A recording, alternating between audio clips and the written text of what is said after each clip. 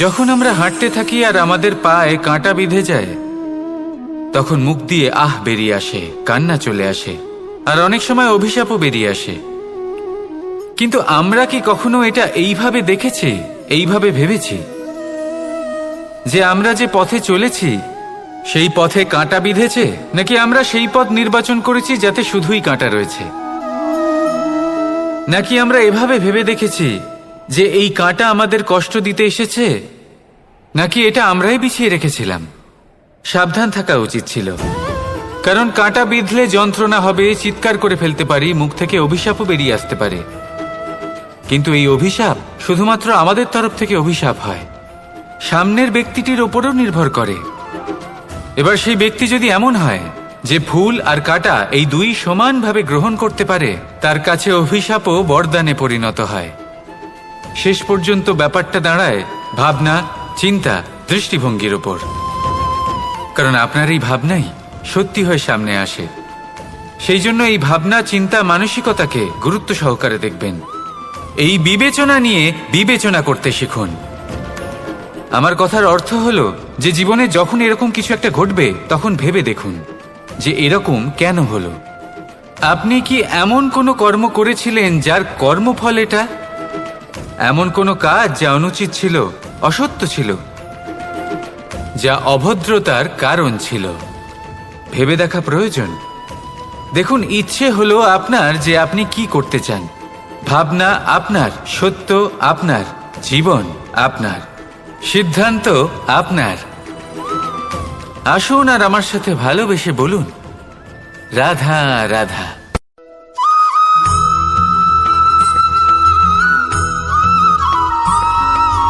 ভগবান প্রত্যেক কঠিন পরিস্থিতিতে এই নামই আছে যা আমাদের উপায় দিয়ে থাকে। ব্যক্তি যান, ভগবানের পুজো করেন, আরাধনা করেন, ব্রত পালন করেন, মন্দিরে যান, পুজো পাঠ করেন, ভগবানকে জাগিয়ে তোলেন। আর তারপর শুরু হয় সমস্ত প্রশ্ন। হে ভগবান, আমার সাথে এরকম কেন হচ্ছে? কেন আমারই জীবনে এত দুঃখ আছে? আমি কিভাবে এর সম্মুখীন হব? আমাকে কেন এত কষ্ট ভোগ করতে হচ্ছে? হে ভগবান, আমি কি করব?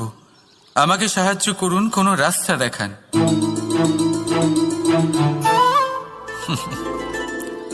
চলুন আমি আপনাকে একটা প্রশ্ন করি।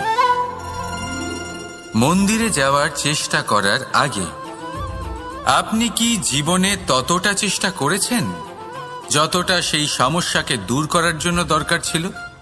দ্বিতীয় প্রশ্ন, ভগবানকে জাগানোর পূর্বে আপনি কি নিজেকে জাগিয়ে তুলেছেন? আপনি কি আলস্য ত্যাগ করেছেন?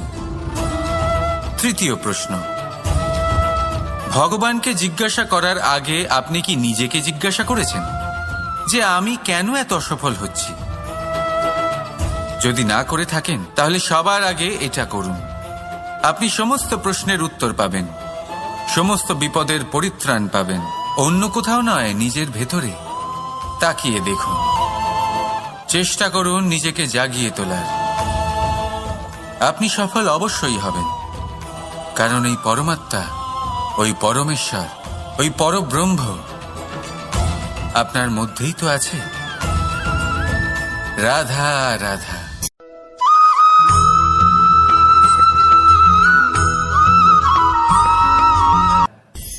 দৃষ্টি আর দৃষ্টিভঙ্গি, এই সমগ্র লীলা হলো এই দুইয়ের। বিচিত্র হতে পারে, কিন্তু এটাই সত্যি। এবার আপনাকে একটা উদাহরণ দিয়ে বোঝাই। অনেক সময় আপনি কোনো ব্যক্তিকে এটা বলতে শুনবেন যে আমি আমার নিজের উপরে গর্ব করি, আমি নিজেকে নিয়ে গর্ব করি, আমি খুব ভালোভাবে আমার মা বাবার সেবা করি, ওনাদের আমি সবসময় সুখী রাখি, ওনাদের আমি একটা বাড়ি দিয়েছি, সকল সুখ সুবিধা দিয়েছি, ওনাদের জীবনে প্রত্যেক জিনিস দিয়েছি আর দেব যা তাদের প্রয়োজন। এবার আমাকে বলুন যে আপনি কে হন? আপনি হলেন সেই বীজ যা আপনার মাতা পিতা রোপণ করেছেন। আপনার মা বাবাই আপনাকে এই সংসারে জন্ম দিয়েছেন। এবার এইসব কথার কি তাৎপর্য? এই হলো সেই ব্যক্তির দৃষ্টিভঙ্গি, এবার দেখা যাক এই প্রকৃতি আমাদের কি শেখায়। কখনো কোনো গাছকে দেখবেন, যখন সেই গাছে ফল আসে, সে মালিকে এটা বলে না যে দেখো আমি তোমাকে ফল খেতে দিচ্ছি। সেই বৃক্ষ এটা বলে না যে দেখো আমি তোমায় আহার করতে দিচ্ছি, কারণ ও জানে যে এটা হলো সেই মালির পরিশ্রম, এটা হলো তারই কর্মের ফল, আর এটা তারই পাওয়া উচিত। সে বলে যে তোমার জিনিস তোমাকেই অর্পণ করলাম, এ আমার জিনিস নয়। ও জানে সেই মালির গুরুত্ব আসলে কি, এটা হলো তার দৃষ্টিভঙ্গি। সেই জন্য আপনি জীবনে কোন ব্যক্তির মধ্যে, কোন পশু পাখির মধ্যে, কোন প্রাণীর মধ্যে, কোন পরিস্থিতিতে, কোন আবেগের মুহূর্তে কি দেখতে পাচ্ছেন, সেটা আপনার দৃষ্টিভঙ্গির উপরে নির্ভর করছে। তাই নিজের মনে ধনাত্মক ভাব জাগ্রত করুন, শুভ চিন্তা নিয়ে আসুন। এই ভাবনাই সত্য হয়ে সামনে আসবে। এই দৃষ্টিভঙ্গি এমন হয়ে যাবে যে আপনার জীবনে সবকিছুই শুভ হবে। তাহলে আসুন আর আমার সাথে ভালোবেসে বলুন, রাধা রাধা।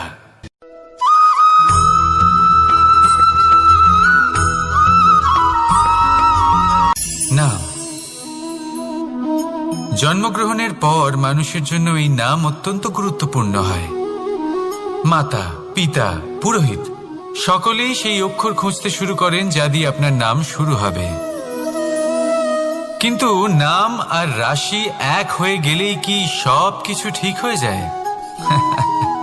কখনোই নয়, কারণ আপনার কর্মই হলো সব থেকে গুরুত্বপূর্ণ, আর কিছুই নয়। দেখুন, এই নিয়তিও আপনার কর্ম অনুযায়ী আপনার ভবিষ্যৎ সুনিশ্চিত করে। যদি আপনাকে উদাহরণ দিই, তাহলে ভাবুন, একদিকে ছিলেন রাম আর অন্যদিকে রাবণ। দুজনেরই নাম শুরু হয় র দিয়ে, কিন্তু একজন পেলেন এক ভয়ানক পরিণতি, আর অন্যজন সমগ্র সংসারের মনে চিরস্মরণীয় হলেন। তাহলে মনে রাখবেন, নাম নয়, কর্মই হলো শ্রেষ্ঠ। আর যদি তা শ্রেষ্ঠ হয়, তাহলে আপনার নাম এমন স্থানে পৌঁছবে যা সংসারের কেউ মুছে ফেলতে পারবে না। তাহলে আসুন আমার সাথে ভালোবেসে বলুন, রাধা রাধা।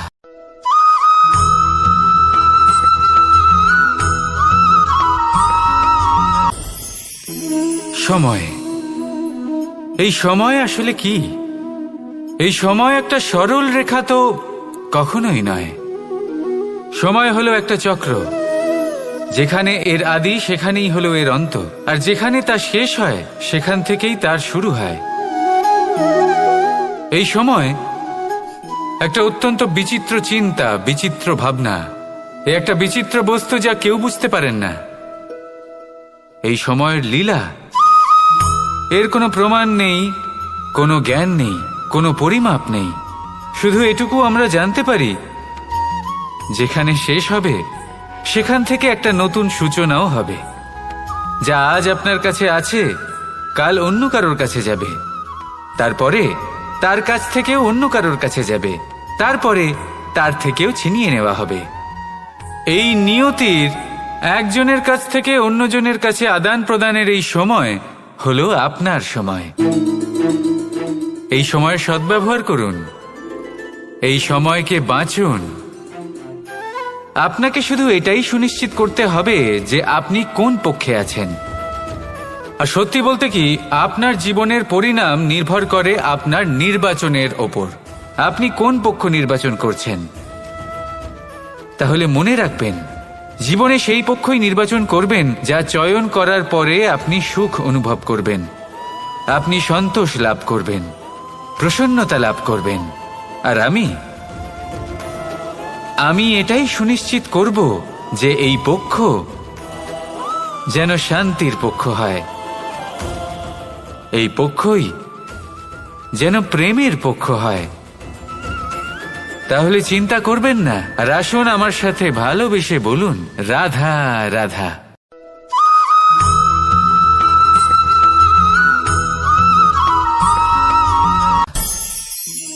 অনেক সময় যখন আমরা কর্ম করি, সাফল্য লাভ করি, কঠিন পরীক্ষায় উত্তীর্ণ হই, বড় কাজ করি, আমাদের মনে হয় এই সংসার আমাদের একটু প্রশংসা করুক, ভালো লাগে।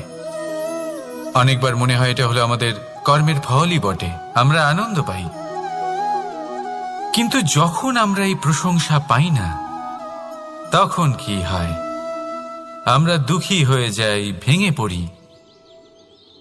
মনে হয় যেন আমার জন্য কেউ চিন্তাই করে না, এমন মনে হয় যেন আমাদের আনন্দে অন্য কেউ আনন্দই পায় না। অনেক রকম ভাবনা আসে। কিন্তু আমি আপনাকে একটা প্রশ্ন করতে চাই, আপনি যে কাজই করেন না কেন, যে কর্মই করেন না কেন, তা কি শুধুমাত্র প্রশংসার জন্য করেন? যদি এরকম হয়ে থাকে তাহলে সেই ভাবনা এক্ষুনি ত্যাগ করুন, কারণ এই প্রকৃতি আমাদের অন্য শিক্ষা দেয়।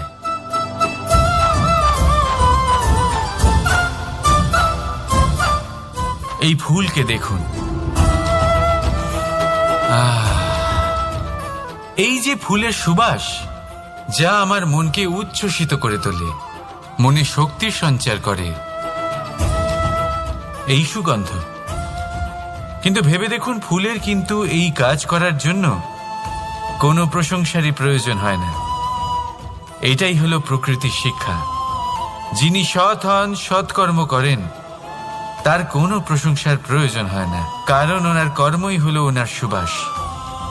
মনে রাখবেন, আতর নকল ফুলে দেওয়া হয়, প্রকৃত ফুলের তার কোনো প্রয়োজন হয় না। সেইভাবেই আপনিও কর্ম করতে থাকুন শুভ চিন্তা নিয়ে। এই মনকে সব সময় শান্ত রাখুন, স্বচ্ছ রাখুন। যদি এরকম করেন তাহলে আপনার কর্ম এমন সুবাস ছড়াবে যে আপনার জীবনে শুধু এবং শুধুমাত্র আনন্দই থাকবে। তাহলে এই আনন্দ সহকারে বলুন, রাধা রাধা।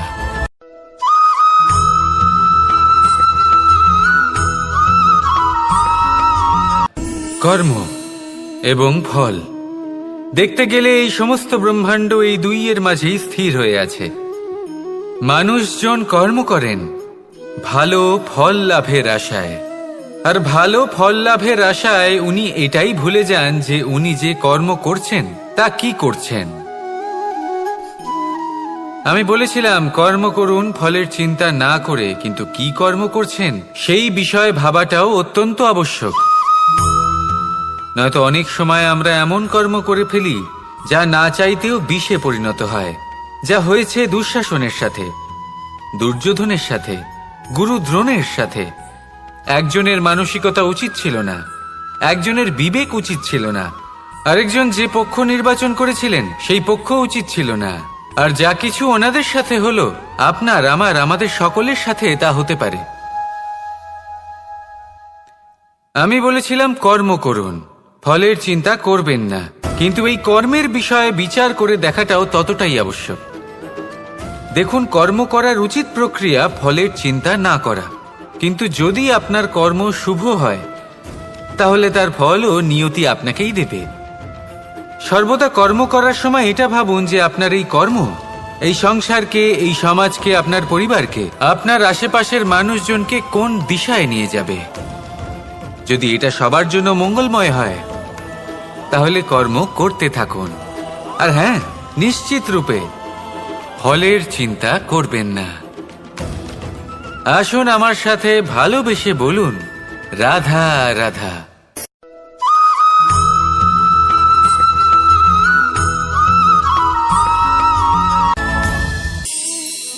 এই সংসারে এমন কোনো পর্বত নেই যা এতটাই উঁচু যে মানুষ তার শিখরে পৌঁছতে পারবে না, তাকে অতিক্রম করতে পারবে না। এই সংসারে এমন কোনো সাগর নেই যা কিনা এতটাই গভীর যেখানে মানুষ তার তলদেশে পৌঁছে ফিরে আসতে পারবে না। একটা ছোট্ট বরফের টুকরো পর্বতের শিখরে গলে গিয়ে বইতে থাকে, আর দেখতে দেখতেই তা মহানদী গঙ্গায় পরিবর্তিত হয়। এর কারণ কি? এর কারণ হলো প্রচেষ্টা, প্রারব্ধ নয়। এই প্রচেষ্টাই সুনিশ্চিত করে যে আপনার প্রারব্ধ কি হবে। এই সমস্ত কিছু হলো প্রচেষ্টা আর প্রারব্ধের খেলা। আপনার প্রচেষ্টা যেরকম হবে আপনার প্রারব্ধ সেরকমই হবে।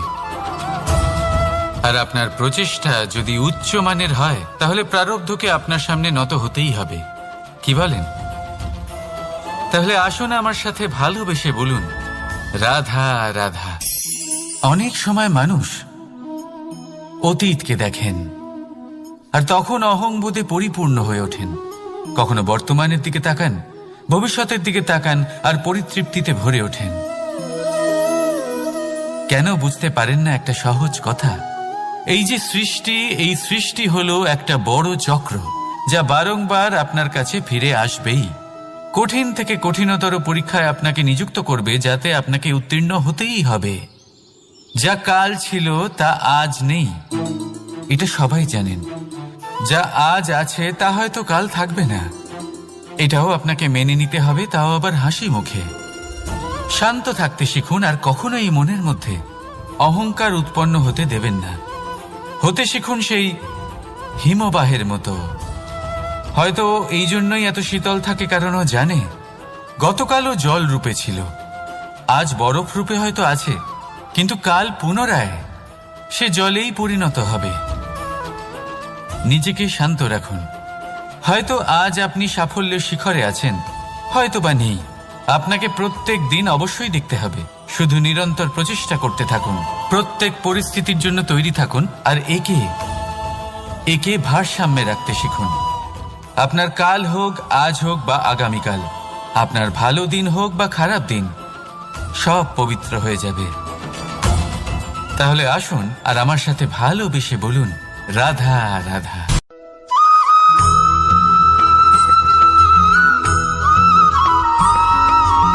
প্রতিশোধ অথবা কাউকে দুঃখ দেওয়ার ভাবনা, যদি এটা আপনার মনে থাকে, তাহলে আপনি নিজের মনেই যন্ত্রণার একটা বিশাল বৃক্ষ রোপণ করছেন, এটা মনে রাখবেন। কারণ কাউকে দুঃখ দেবার এই ভাবনা, এটা হলো সেই বীজ যা আপনার মনেই পতিত হবে, আপনার মনেই অঙ্কুরিত হবে, আর আপনার মনেই একটা বিশাল বৃক্ষরূপে বেড়ে উঠবে। জীবন আপনার, কর্ম আপনার, কাউকে দুঃখ দেবার ভাবনা আপনার ছিল, এই বৃক্ষ হলো আপনার, তাই এর ফলও আপনিই পাবেন, যা গ্রহণও আপনাকেই করতে হবে। মনে রাখবেন, যে মানুষ এটা ভাবে যে আমি ওকে দুঃখ দেব, ওকে কষ্ট দিতে চাই আমি, সেই মানুষই দুঃখ আর কষ্ট পেয়ে থাকে। যদি সেই জায়গায় আপনি এটা ভাবেন যে আমি কাউকে সুখী করে তুলতে চাই, কাউকে সুখ প্রদান করতে চাই, তাহলে তারও বীজ আপনার মনেই রোপণ হবে, বৃক্ষে পরিণত হবে, যার ফলও আপনিই পাবেন। এখানে বিষয়টা হলো শুধু মানসিকতার চিন্তা, যা সত্য হয়ে আপনার সামনে আসে। তাহলে এই মানসিকতা শুভ করুন, সবার জন্য মঙ্গল কামনা করুন। অন্যের মনে আপনার জন্য ভালো চিন্তা থাকুক বা না থাকুক, আপনি সবার জন্য শুভ চিন্তা করে কর্ম করতে থাকুন, তাহলে আপনার সাথেও ভালোই হবে। তাহলে আসুন আর আমার সাথে ভালোবেসে বলুন, রাধা রাধা।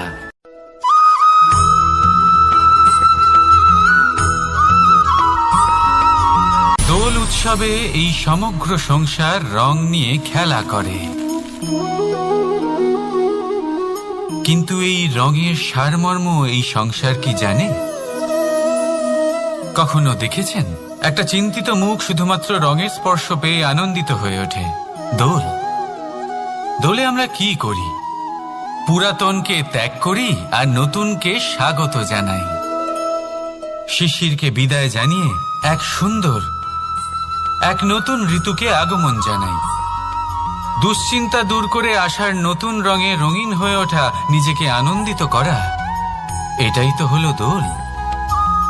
এবার দোলের একটা ব্যাপার আছে, দুটো রঙে একসাথে রঙিন হওয়া যায় না। একটা রং উঠলে তবেই আরেকটা রং লাগা সম্ভব। আরো একটা প্রশ্নও রয়েছে, কোন রংকে তুলে দিয়ে কোন রং মাখানো যেতে পারে? যদি আপনাকে উদাহরণ দিই, লোভের এই রং, তা যতক্ষণ লেগে থাকবে আনন্দের রং লাগতে পারবে না, যা হয়েছিল দ্বারকাবাসী এবং সামন্তক মণির মধ্যে। ভ্রান্তির রং যতক্ষণ লেগে থাকবে সত্যের রং লাগতে পারবে না, যা হয়েছে রুক্মিণীর সাথে। আর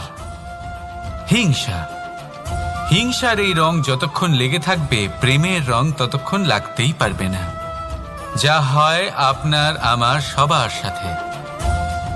তাহলে আসুন একসাথে মিলে দোল পালন করি এবং সবকিছুর উপরে বিজয় লাভ করি। অন্ধকারের স্থানে আলোর, ভ্রান্তির স্থানে সত্যের, হিংসার স্থানে প্রেমের, আর লোভের স্থানে আনন্দের এই সুন্দর রং মাখাই। শত্রুতা, ঘৃণা, হিংসা এই সব কিছু ত্যাগ করি আর সকলের সখা হয়ে উঠি। আর ভালোবেসে বলি শুভ দোল। হ্যাঁ, ওটা তো আমরা অবশ্যই বলবো, রাধা রাধা।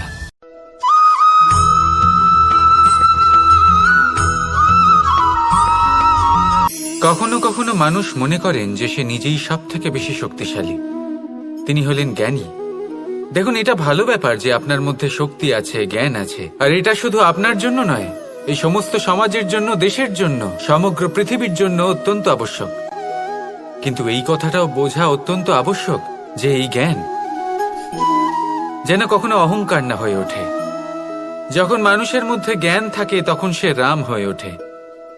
রাম, যিনি সমুদ্রের বুকে সেতু বানিয়েছিলেন, বানর সেনার দ্বারা রাক্ষস রাজকে পরাজিত করেছিলেন, আর চিরকালের জন্য সবার কাছে আদর্শ হয়ে উঠেছিলেন।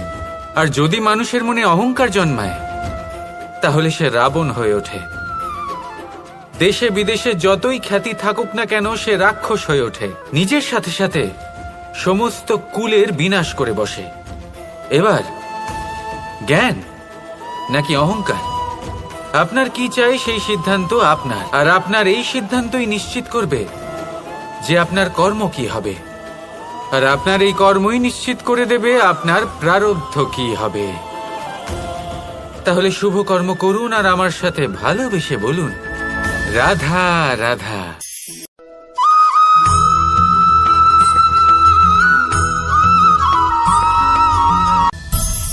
সংসারে অনেক সময় এরকম হয় যে আমরা খুব সমস্যায় থাকি, খুব বিপদের মধ্যে থাকি, আর সেই সমস্ত মানুষ যারা আমাদের কাছের মানুষ, আমাদের আপনজন, তারা আমাদের ত্যাগ করে চলে যান।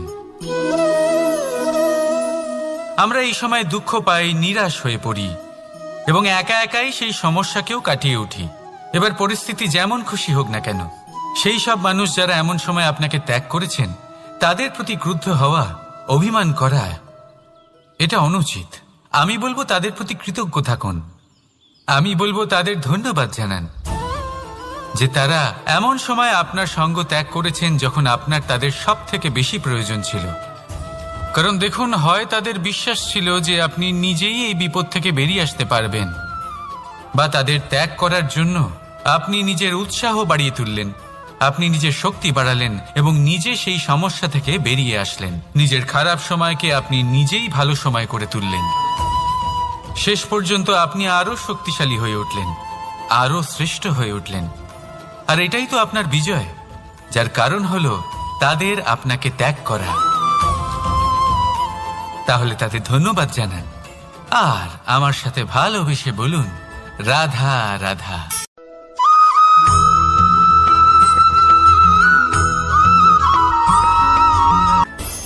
সুখ আর অভিজ্ঞতা, এই দুই জীবনে একসাথে কখনোই আসে না। মনে রাখবেন, যেখানে সুখ থাকে সেখানে অভিজ্ঞতা থাকে না। আর যখন এই সুখ আমাদের জীবন থেকে দূরে চলে যায় তখন আমাদের জীবনে আসে এই অভিজ্ঞতা। পরমাত্মা, প্রকৃতি, নিয়তি এই অভিজ্ঞতাকে আমাদের জীবনে পাঠান যাতে আমরা একটা অত্যন্ত গুরুত্বপূর্ণ শিক্ষা, একটা জ্ঞান প্রাপ্ত করতে পারি। এই অভিজ্ঞতা আমাদের শেখায় যে অতীতে এমন কি হয়েছিল যা আমাদের করা উচিত হয়নি। আমাদের শেখায় ভবিষ্যতে এমন কি আছে যা আমাদের করা উচিত আর কি করা উচিত নয়। দেখতে গেলে এই অভিজ্ঞতা আমাদের সেই শিক্ষা দেয় যার জন্য আমরা সুখের দিকে উচিতভাবে অগ্রসর হতে পারি। সেই জন্য জীবনে যখনই দুঃখ আসবে, দুঃখের এই সময় আসবে, তখন হতাশ হবেন না। বোঝার চেষ্টা করুন এই পরিস্থিতি কেন এসেছে, কি শিক্ষা দিতে এসেছে। যদি আপনি সেই জ্ঞান লাভ করেন, সুখের পথে অগ্রসর হন, তাও উচিত রূপে, তাহলে এই অভিজ্ঞতার উদ্দেশ্য পূরণ হয়ে যায়। তাহলে আসুন আর আমার সাথে ভালোবেসে বলুন, রাধা রাধা।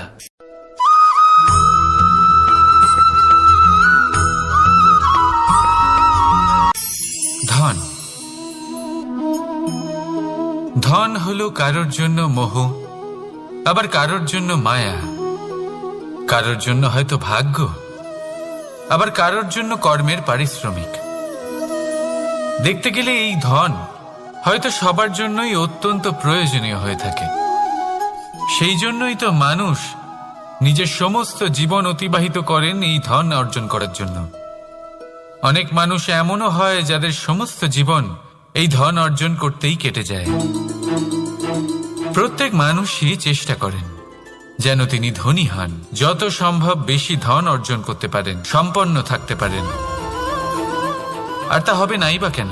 কারণ এটাই হলো এমন এক বস্তু যা আদান প্রদান এমন নানান কাজে আসে।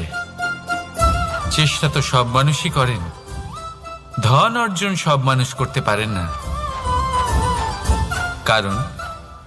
কারণ হলো এটাই যে মানুষ ভাবেন যে তার কাছে কিছু ধন এলে তারপর তিনি কিছু করে দেখাবেন, আর ধন ভাবে যদি এই মানুষ কিছু করে দেখান তাহলে আমি তার কাছে আসব।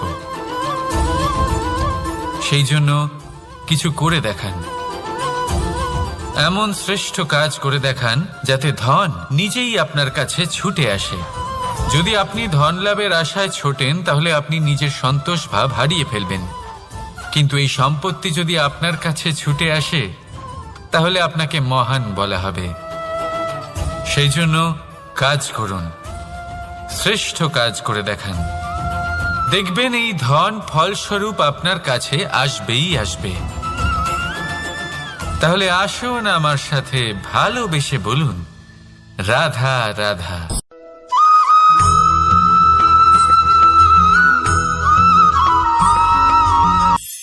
আজকাল আপনি দেখে থাকবেন যে মা বাবা শুধুমাত্র সন্তানকে ভালোবাসেন তা নয়, তাদের মোহেও জড়িয়ে পড়েন। বিদ্যালয়ে যখন পাঠান তখন সমস্ত সুযোগ সুবিধা দিয়েই পাঠান। চেষ্টা করেন যে সবসময় যেন সন্তান তাদের চোখের সামনেই থাকে। কিন্তু ভুলে যান এক অত্যন্ত গুরুত্বপূর্ণ কথা, যে সন্তানকে এক নতুন দৃষ্টিভঙ্গি দেওয়াই হলো ওনাদের কর্তব্য। সেই জন্য পুরাতনকালে শিষ্যদের গুরুকুলে পাঠানো হতো, বাড়ির থেকে দূরে। কারণ বাড়ি ছেড়ে যাওয়া এক সন্তানের জন্য, এক শিষ্যের জন্য অত্যন্ত শুভ লক্ষণ হয়।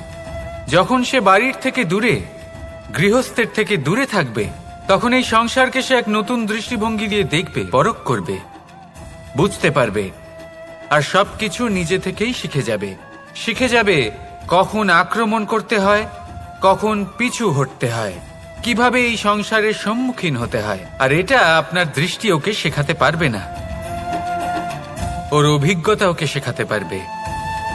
তাই মনে রাখবেন, যদি আপনি চান যে আপনার সন্তানের বিকাশ হোক, তাহলে অনেক সময় ওকে নিজের থেকে দূরে নিয়ে যেতে হয়। যদি মোহে আবদ্ধ থাকেন তাহলে ওর বিকাশ কখনোই হবে না। তাহলে আসুন আমার সাথে ভালোবেসে বলুন, রাধা রাধা।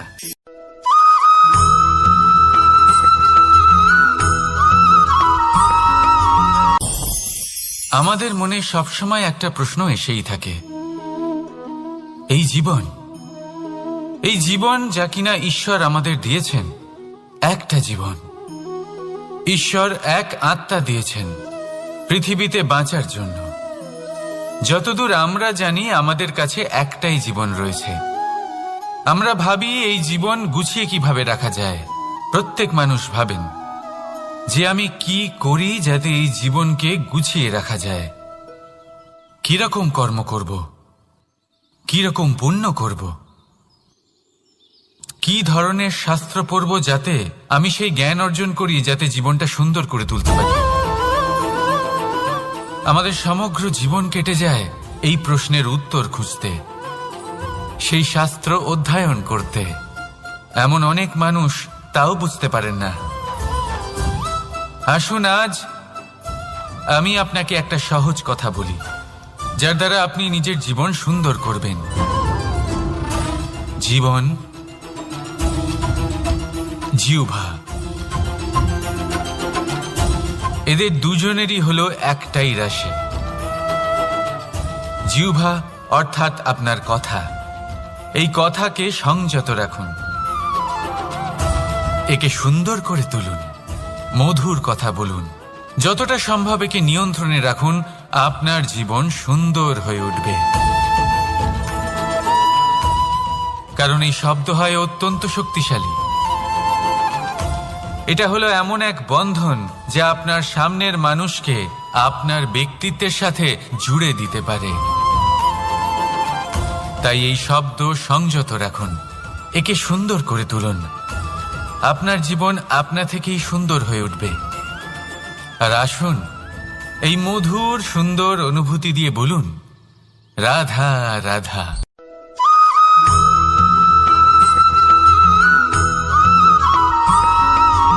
সমস্যা, কঠিন সময়, সংকট, বিপদ কার জীবনে নেই? প্রত্যেকের জীবনে আছে। কিন্তু আমাকে একটা কথা বলুন, যদি নৌকায় ঢেউকে ভয় পেতে শুরু করে তাহলে সাগর পার করবে কে?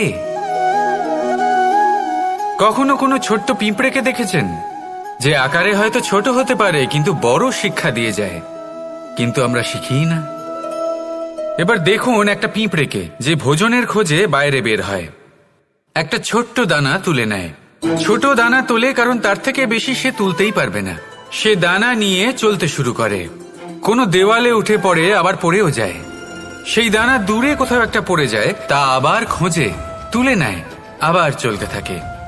পড়ে যায় আবার ওঠে, পড়ে যায় আবার ওঠে। সেই দানাটা রেখে দেয়, আবার বেরিয়ে পড়ে ভোজনের খোঁজে। পরিশ্রম করতে থাকে কিন্তু হার মানে না। এই শিক্ষাই তো আমাদের প্রাপ্ত করতে হবে। নিরন্তর পরিশ্রম আর নির্ভীক হয়ে কর্ম করে যেতে হবে। এটাই হলো সাফল্যের মাধ্যম, এটাই হলো জয়ের মন্ত্র, অচ্যুত অজয় অস্ত্র। তাহলে আসুন আর আমার সাথে ভালোবেসে বলুন, রাধা রাধা।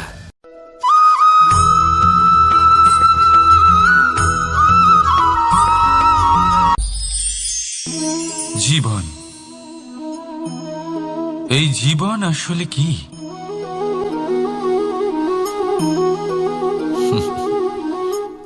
এই প্রশ্ন সবার মনেই এসে থাকে।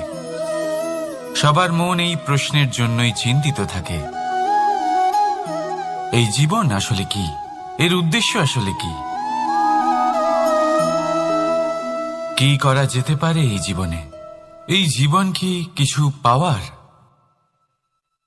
নাকি এই জীবন কিছু হারাবার? এই জীবন কি আসলে সেটাই যেখানে আমাদের পরমাত্মার খোঁজ করা উচিত, নাকি আমাদের ধাবিত করা উচিত নিজেদের স্বপ্নের লক্ষ্যে? এই জীবন আসলে কি? এই জীবন আসলে অত্যন্ত সরল। এ হলো শান্ত জলের মতো,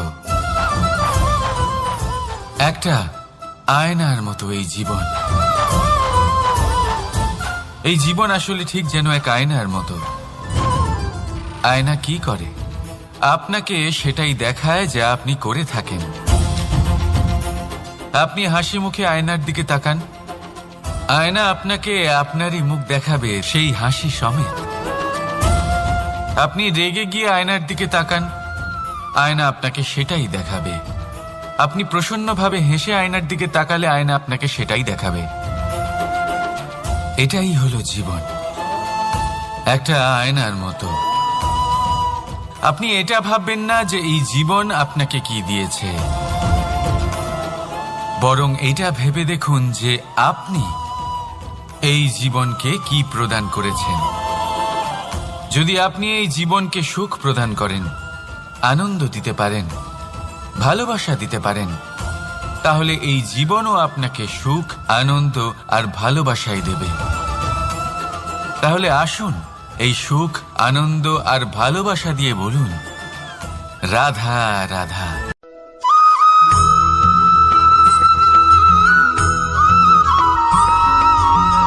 পরিবর্তন এই সংসারের শাশ্বত নিয়ম। কোন রাজা নেই যিনি চিরকাল রাজা থাকেন, কোন ধনী ব্যক্তি নেই যিনি চিরকাল ধনী থাকবেন। এই সংসারে সূর্যের স্থান নেওয়ার জন্য চন্দ্রিমার আগমন ঘটে। কোন স্থান যাকে পতিত বলা হয়েছিল সেখানে মহল তৈরি হয়েছে। কোন স্থান যাকে আজ মলিন বলা হয়েছে কাল সেখানে মন্দিরও স্থাপন হতে পারে। কোনো ঋতু চিরকালের জন্য থাকে না, কখনো সময় চিরকাল একরকম থাকে না। আজ যে আপনার কাছে রয়েছে কাল অন্য কারোর ছিল, আজ যে আপনার কাছে রয়েছে কাল তা অন্য কারোর কাছে চলে যাবে। আপনার সাথে কিছু থাকলে তা হলো আপনার কর্ম, কিন্তু সেই কর্মের পরিণামও আপনার নয়। আপনি শুধু কর্ম করুন, বাকি সবকিছুই পরিবর্তনশীল। কিন্তু সেই পরিবর্তনকে দেখে ভয় পাওয়ার প্রয়োজন নেই, তাকে স্বাগত জানান। যদি আপনি হাসি মুখে সেই পরিবর্তনকে স্বাগত জানান, তাহলে এই পরিবর্তনও হাসি মুখে আপনার সাথে থাকবে। আসুন আমার সাথে ভালোবেসে বলুন, রাধা রাধা।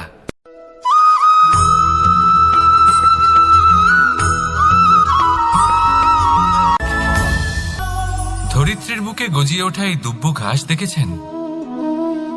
দুব্ব ঘাস, যা আমাদের পাকে শীতল রাখে। এতে যদি বসেন তাহলে মনে হবে নরম কোথাও বসে আছেন। এত ছোট হলেও কিন্তু এর মধ্যে গুণ আছে অনেকগুলি, আর যতটা ছোট এটা ততটাই বড় শিক্ষকও। কিভাবে? ভাবুন, পাতা ঝরার মরশুমের পরে সমস্ত পাতা একত্রিত হয়ে থাকে। একটা ছোট ফুলকি সবাইকে জ্বালিয়ে দিতে পারে, সমস্ত পাতা পুড়ে ছাই হয়ে যায়। কিন্তু এই ঘাসের কিছুই হয় না, সে যেমন ছিল তেমনই থাকে। কারণ কি হতে পারে? প্রথম কারণ, এরা ছোট হয়। দ্বিতীয় কারণ, এরা বিনম্র হয়, বড়ই সহজে দমে যায় এরা। তৃতীয় কারণ, এদের মধ্যে নমনীয়তা থাকে। আপনিও নিজেকে এরকমই বানিয়ে ফেলুন। কখনো নিজেই নিজেকে কারোর থেকে বড় মনে করবেন না। নিজের এই মনকে বিনম্র রাখুন। এবং সবথেকে বড় কথা, নিজের এই মনে সহানুভূতি, প্রেম আর বিশ্বাসের নমনীয়তা বজায় রাখবেন। যদি এরকম করতে পারেন তাহলে জীবন সবসময় সুখে কাটবে। রাধা রাধা।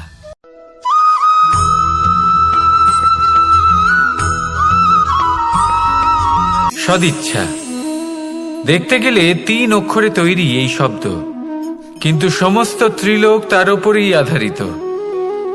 আপনি এই সংসারে এসেছেন, তখন অবশ্যই শ্বাস নেবেন, কিন্তু তার বদলে আপনাকে কিছু তো দিতেই হবে। আপনার উপর নির্ভর করছে আপনি কি দেবেন। কি দেবেন এই সংসারকে, এই সমাজকে, নিজের পরিবারকে, আর তার বদলে কি নেবেন? যশ নাকি অপযশ? দেখুন, এক ছিল রাবণ, যে কিনা সমুদ্র পার করলো সীতাকে অপহরণ করার জন্য, আর এক ছিলেন রামচন্দ্র, যিনি সমুদ্র পার করেছিলেন, সেতু বানিয়ে গিয়েছিলেন সীতাকে ফিরিয়ে নিয়ে আসার জন্য। দুজনেই সমুদ্র পার করেছিলেন, শুধু পার্থক্য ছিল সদিচ্ছাকে বোঝার, লক্ষ্যের।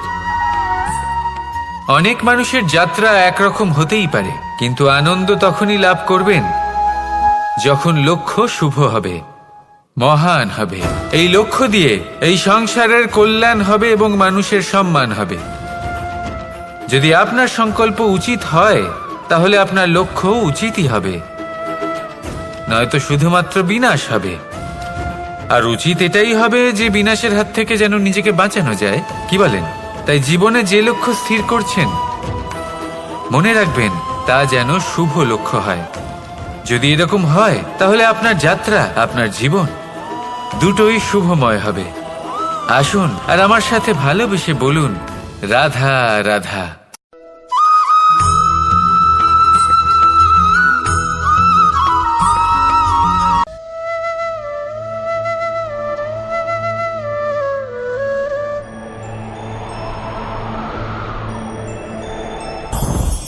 লোভ আপনার অন্তরের আরো একটা শত্রু।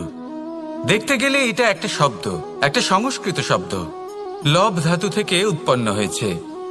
এর অর্থ কিছু লাভ করা। কিছু লাভ করা অনুচিত নয়, আরো কিছু লাভ করাও অনুচিত নয়, কিন্তু সব থেকে বেশি আমিই লাভ করব, আমি আরো চাই, আরো বেশি চাই, আরো বেশি পেতে চাই, এটাই হলো লোভ। আর এই লোভ যখন গ্রাস করে তখন আপনি যা পেতে চান, সে ধনই হোক বা মানই হোক, তা অর্জন করার জন্য মানুষ যে কোনো স্তরে পৌঁছে যেতে পারে। যদি মানুষ ধন অর্জন করতে চান তাহলে তার জন্য তারা অধর্মের পথেও চলতে পারেন।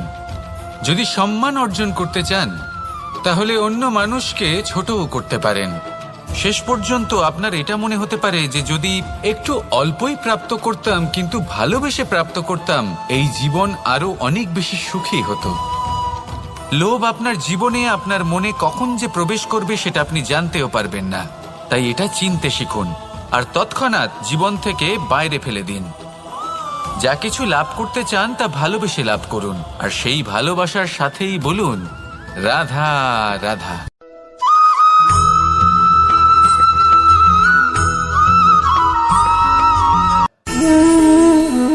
সঞ্চয়। মানুষের যখন থেকে বোধ বুদ্ধি হয় সঞ্চয় করতে আরম্ভ করে দেন। সঞ্চয় করতে থাকেন ভোজনের, সঞ্চয় অর্থের, সঞ্চয় শক্তির। নিজের জন্য করেন, নিজের পরিবারের জন্য করেন, নিজের স্ত্রীর জন্য করেন, সন্তানের জন্য করেন, সন্তানের সন্তানের জন্যও সঞ্চয় করেন। সঞ্চয় করার জন্য ওনার কাছে অনেক কারণ রয়েছে, কারণ উনি এটা ভাবেন যে এই সঞ্চিত শক্তির জন্য কেউ ওনার কোনো ক্ষতি করতে পারবে না। মানুষ ভুলে যান একটা গুরুত্বপূর্ণ কথা, এই সত্য, উনি এই সংসারে খালি হাতেই এসেছিলেন আর এখান থেকে ওনাকে খালি হাতেই যেতে হবে। যা এখানকার তা এখানেই থেকে যাবে। আর যদি কিছু ওনার সাথে যায় তা হলো ওনার কর্ম, আর কিচ্ছু নয়। তাই যদি কিছু অর্জন করতে চান তাহলে শুভ কর্ম অর্জন করুন, আত্মশক্তি অর্জন করুন, কারণ পরলোকে এটাই হবে আপনার সম্পত্তি। তাহলে কি এটা আপনি অর্জন করতে চান না? আসুন আর আমার সাথে ভালোবেসে বলুন রাধা রাধা।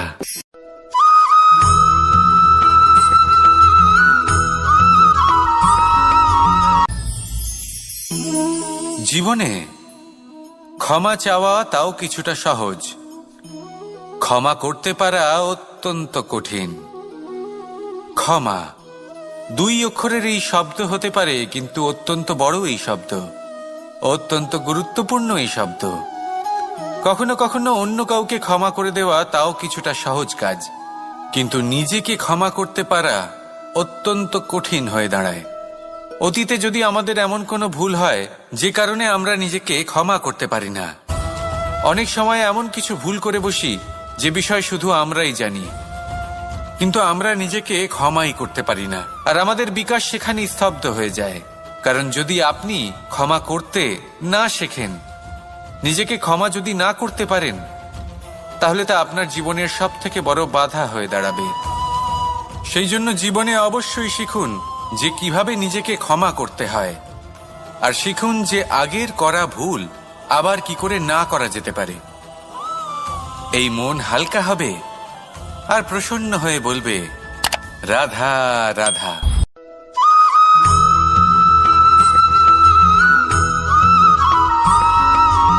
বটবৃক্ষের বীজ সর্ষের দানার থেকেও ছোট হয়, কিন্তু যখন তা নিজের রূপ ধারণ করে তখন তা বিশাল বৃক্ষের আকার ধারণ করে, যা সহস্র বছর ধরে বেঁচে থাকে, ছায়া প্রদান করে, পাখিদের আশ্রয় প্রদান করে, আর দেয় পথচারীদের বিশ্রাম করার স্থান। কেন? কারণ সেই ছোট বীজ তা মাটির ভেতরে গিয়ে নিজের খোলস ত্যাগ করে। অন্ধকারে থাকে সে, যতই আলো আসুক না কেন, যতই বর্ষা আসুক না কেন, সব সহ্য করে। আর তারপরে একটা চারা গাছ অঙ্কুরিত হয়, তারপর ধীর গতিতে একটা বিশাল বৃক্ষতে পরিণত হয়। দেখুন, জীবনে কঠিন সময় আসে, এই জন্য নয় যে আপনি হার মেনে নেবেন, এই জন্য আসে যাতে আপনি ভবিষ্যৎ নির্মাণের জন্য নিজেকে তৈরি করতে পারেন। যদি কঠিন সময়ে আপনি ওই বীজের মতো দৃঢ় হয়ে থাকতে পারেন, তাহলে আপনিও একদিন সেই বিশাল বৃক্ষের মতো নিজের অস্তিত্ব গড়ে তুলতে পারবেন, যা সহস্র বছর পর্যন্ত মনে রাখা হবে। আসুন আমার সাথে ভালোবেসে বলুন রাধা রাধা।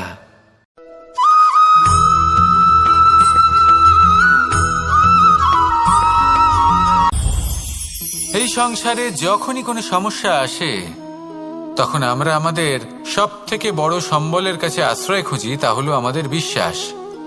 এবার প্রশ্ন হলো এটাই যে এই বিশ্বাস কার ওপর করা যেতে পারে? পরিবারের ওপর, বন্ধুর ওপর, নাকি তাদের ওপর বিশ্বাস করা উচিত যাদেরকে আমরা কখনো সঙ্গ দিয়েছি? দেখুন, এই সংসারে বিপদের সম্মুখীন হলে কে আপনাকে সাহায্য করবে সেটা নির্বাচন করা আপনার হাতে নেই। সেটা সেই সকল ব্যক্তির উপর নির্ভরশীল যে তারা আপনাকে সাহায্য করবে নাকি করবে না। অর্থাৎ যখনই কোনো বিপদ আসে সর্বপ্রথম তার সম্মুখীন আমাদের নিজেকেই হতে হয়, আর তার জন্য প্রস্তুত থাকা প্রয়োজনীয়। সেই শক্তি, সেই সাহস অর্জন করা প্রয়োজনীয়। দেখুন, যখনই অন্ধকার আসে তখন সবার আগে কে আপনাকে ত্যাগ করে চলে যায়? আপনার নিজেরই ছায়া। এই অন্ধকারের সম্মুখীন হতে হয় অন্তরের প্রদীপের দ্বারা, অন্তরের আত্মা দ্বারা। তবেই আপনি অন্ধকারের ওপর জয়লাভ করতে পারবেন। সেই জন্য যে বিপদই আসুক না কেন নিজেকে তার জন্য প্রস্তুত রাখা উচিত। সেই সাহস নিয়ে আসুন। এমন কোনো বিপদ নেই যা আপনাকে ভেঙে দিতে পারে। আসুন আমার সাথে ভালোবেসে বলুন, রাধা রাধা।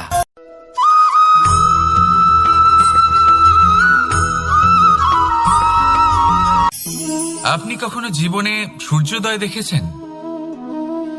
কত প্রশান্তিদায়ক, কত শক্তিদায়ক হয়। মনের মধ্যে যেন একটা নতুন প্রেরণা দান করে, একটা নতুন উৎসাহ। কিন্তু যদি আপনি উঠতে দেরি করেন তাহলে আপনি এই সূর্যোদয় দেখতেই পাবেন না। ঠিক এরকমই হয় আমাদের জীবনেও। সুযোগ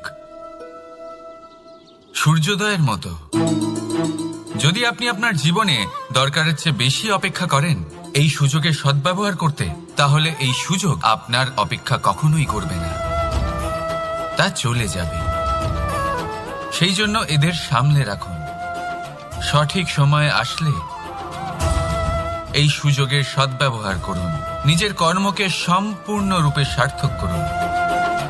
এটাকে এক মুহূর্তের মতো দেখুন। যদি এরকম করেন তাহলে জীবনও সূর্যোদয়ের মতোই হবে। এতে সন্তুষ্টি থাকবে, গৌরব থাকবে, আর থাকবে শান্তি। রাধা রাধা।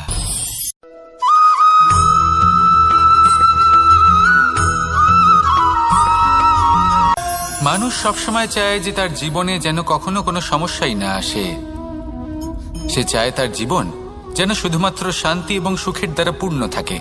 কিন্তু এই চাহিদা অনুচিত কিছু নয়। আমরা সবাই এটাই চাই যে জীবনে সুখ থাক, শান্তি থাক। কিন্তু এই কথা সবসময় মনে রাখবেন, যে সূর্য উদিত হন সংসারকে প্রকাশমান করেন, দুপুরবেলায় সংসারকে রৌদ্র প্রদান করেন, সন্ধেবেলায় তাকেও অস্ত যেতে হয়। এবার আমাদের জীবন চক্র কিছুটা এরকমই। কোনো কিছুই চিরকাল একরকম থাকে না। কখনো এই নদীকে দেখুন যা বয়ে চলেছে। এই নদী যা বয়ে চলেছে তার পথেও অনেক বিপদ আসে। বড় বড় পাথরের সম্মুখীন হয়ে তাকেও সামনে এগিয়ে যেতে হয়। একটি পুকুর যা চারদিক থেকে ঘেরা, তার জীবনে কিন্তু কোনো সমস্যা নেই। কিন্তু এই সংসারে পুকুরের পুজো করা হয় না, পুজো করা হয় নদীকে। মনে রাখবেন, সমস্যার ঊর্ধ্বে তিনি উঠতে পারেন যিনি সমাধি লাভ করেছেন, যিনি এই সংসারেই নেই। যিনি এই সংসারে আছেন এবং জীবিত আছেন, তার জীবনের সমস্যা হলো শ্বাসবায়ুর মতোই গুরুত্বপূর্ণ।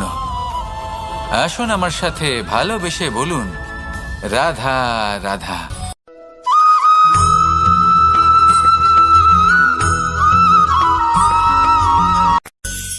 ধন, সম্পদ, ঐশ্বর্য, মানুষ হয় নিজের সৌভাগ্যের দ্বারা এগুলো লাভ করে থাকেন বা কর্মের দ্বারা। সৌভাগ্য আসলে কি? গ্রহের দশা যা প্রত্যেক মুহূর্তে বদলাতে থাকে।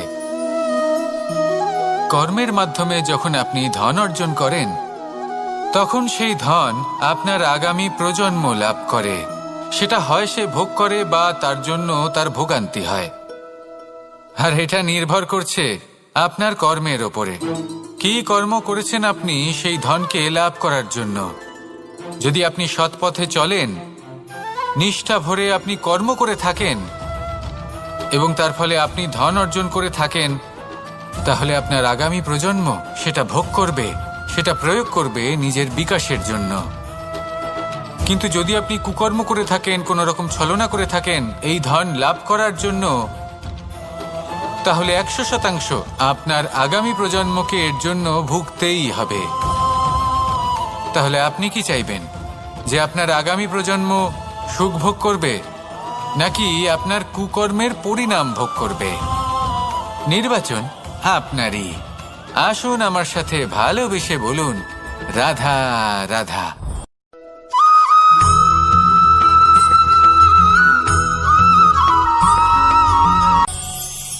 আজ আমি আপনাকে একটা ছোট্ট কাহিনী শোনাবো।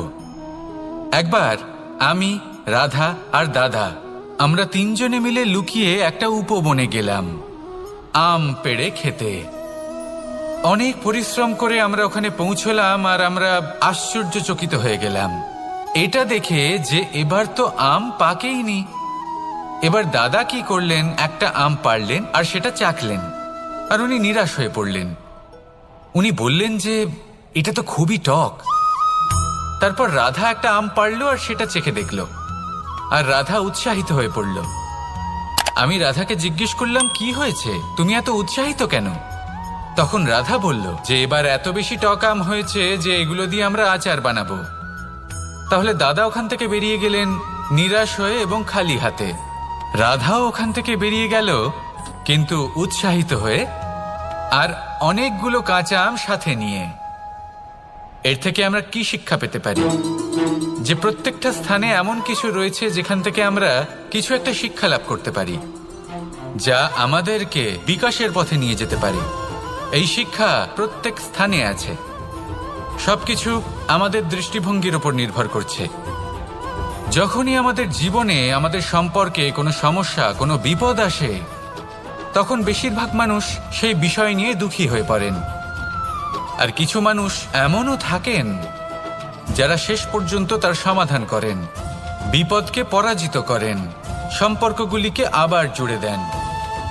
যদি আপনি সুখের খোঁজ করেন তাহলে আপনি সুখ অবশ্যই পাবেন, প্রসন্নতা অবশ্যই পাবেন। যদি আপনি দুঃখ খোঁজেন তাহলে দুঃখ অবশ্যই পাবেন। এবার আপনি কি খুঁজতে চান, সেই চয়ন আপনারই। আসুন আর আমার সাথে ভালোবেসে বলুন, রাধা রাধা।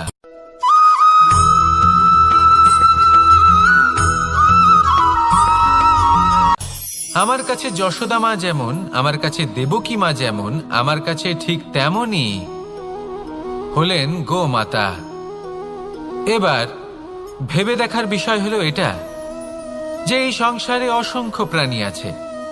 একজন গাইকে একজন মায়ের মর্যাদা কেন দেওয়া হয়? তাহলে এর অনেকগুলো কারণ আছে।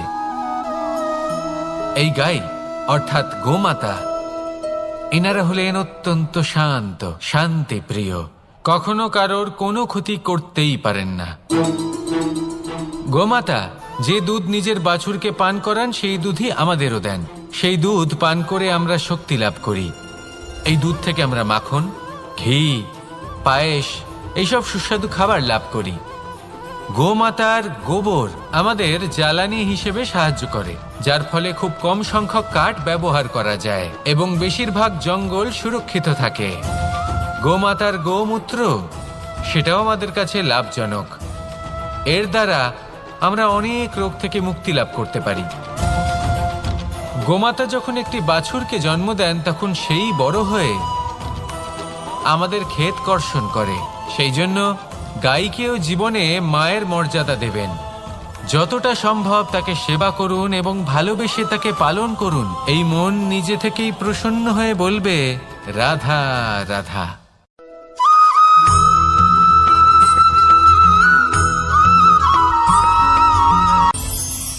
কখনো কোনো প্রজাপতিকে উড়তে দেখেছেন?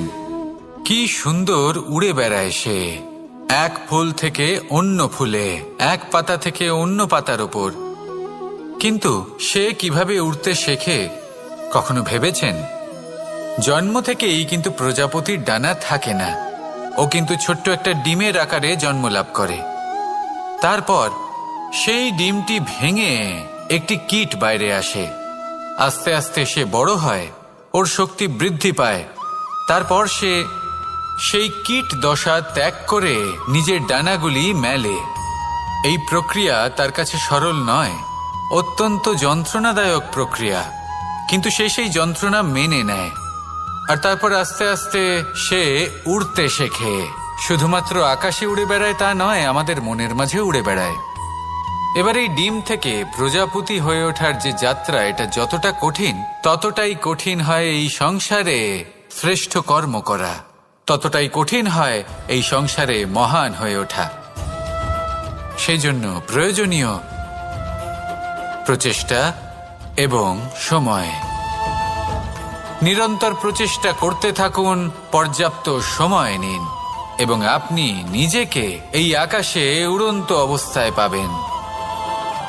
আসুন আমার সাথে ভালোবেসে বলুন, রাধা রাধা।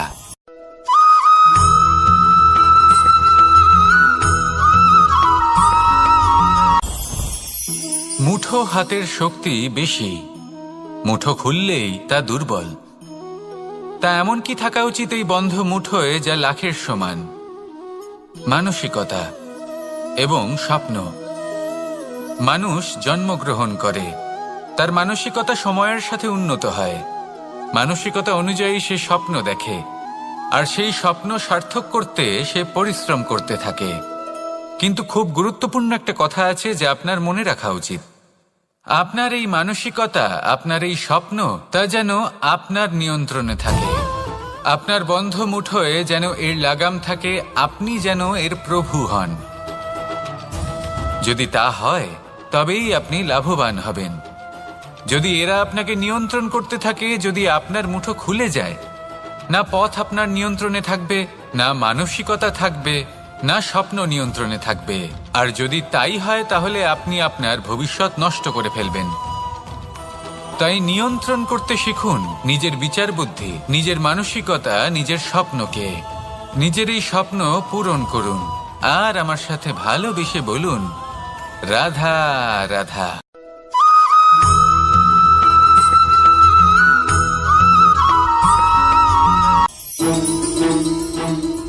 রাধা রাধা। আপনারা হয়তো ভাবছেন কি আশ্চর্য ব্যাপার, প্রত্যেকবার আমি কথা শেষ হওয়ার পরে রাধা রাধা বলি। এইবার আমি আগেই বলে দিলাম। কারণটা কি? কারণ হলো অত্যন্ত বিশেষ। প্রত্যেকবার কথা সমাপ্ত হবার পরে আপনাদের সবার মধ্যে ভালোবাসা বিতরণ করতে চাই, তাই রাধা রাধা বলি। কিন্তু এইবার এই নতুন এবং বিশেষ সূত্রপাতে প্রথমে প্রেম বিতরণ করা অত্যন্ত আবশ্যক। এবার একটা বিষয় আছে যা জানেন হয়তো সকলেই, কিন্তু বুঝতে খুব কম জন পারেন। এই প্রেম, এই আনন্দ, এই সকল কিছুর সূত্রপাত হয় নিঃস্বার্থ আবেগের দ্বারা। ঠিক যেমন একজন মাতাকেই দেখে নিন। যখনই একজন মাতা সন্তানকে জন্ম দেন, তখন এই সংসার ভুলে যায় যে তার জন্য এটা একটা নতুন জন্ম। কারণ একজন নারী তখন একজন মাতৃরূপে নতুন ভাবে জন্ম নেন। একজন নারী স্ত্রী ও গৃহবধূ রূপে কিছু অধিকার লাভ করে থাকেন, কিন্তু তিনি যখন মা হয়ে যান, তখন তিনি শুধুই দান করতে শেখেন। নিজের সন্তানের জন্য কত কিছুই না করেন, তাকে বাৎসল্যের সাগরে ভাসিয়ে নিয়ে যান। এই সংসারে রাজকুমার জন্ম নিতেই পারেন, তাকে রাম এবং লক্ষ্মণ কিন্তু মায়েরাই বানিয়ে তোলেন। একজন গোয়ালা জন্ম নেয়, তাকে দ্বারকাধীশ একজন মাই বানিয়ে তোলেন। পিতা হলেন সেই পর্বত যার একটা অংশ হলো তার সন্তান, কিন্তু মা হলেন সেই শিল্পী যিনি একটা পাথরকে খোদাই করে এমন এক মূর্তি গড়ে তোলেন যাকে সকলে পূজনীয় মনে করেন। তাহলে স্মরণ করুন সেই সকল মুহূর্ত যেগুলি আপনি নিজের মাতার সাথে অতিবাহিত করেছেন। অনুভব করতে পারবেন যে কিভাবে এক মুহূর্তেই এই মন প্রফুল্ল হয়ে ওঠে। এবারের কারণ কি?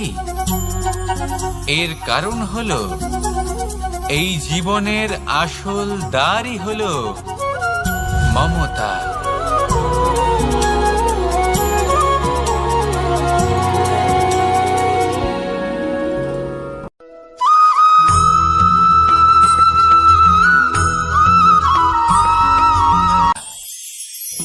আমি রাধাকে ভালোবাসি, আর এই কথাটা সমগ্র সংসার জানে। আর সময় অন্তরে লীলার দ্বারা, বিভিন্ন ঘটনা দ্বারা, কর্মের দ্বারা আমি নিজের এই ভালোবাসা রাধার সামনে প্রকাশ করি। এবার আপনি বলবেন, এসবের কি প্রয়োজন? রাধা কি এই কথা জানে না যে কৃষ্ণ তাকে কতটা ভালোবাসে? অবশ্যই জানে, কিন্তু এই যে ভালোবাসা, তা মনে রেখে দেওয়ার জন্য নয়, তা প্রকাশ করার জন্য। আর বারংবার এই ভালোবাসাকে প্রকাশ করা উচিত, উচিত সময় এবং উচিত সুযোগ দেখে। কিরকম? এবার যদি আপনি প্রেমীর সাথে কোনো উৎসবে থাকেন, তাহলে তার সাথে নৃত্য সঙ্গীত করুন। যদি ভিড়ের মাঝে থাকেন, তখন প্রেমীকে সম্মান করুন, একান্তে প্রসাধন করুন। দুঃখের সময় তার হাত ধরে থাকুন, সুখের সময় আলিঙ্গন করে রাখুন। এই প্রেম যত প্রকাশ করবেন, ততই এই প্রেমের বৃদ্ধি হবে। এই প্রেম আরো বেশি গভীর হবে, অটুট হবে। তাই এই প্রেমকে মনে নয়, আপনার জীবনে স্থান দিন। মন খুলে প্রকাশ করুন, আর আমার সাথে ভালোবেসে বলুন, রাধা রাধা।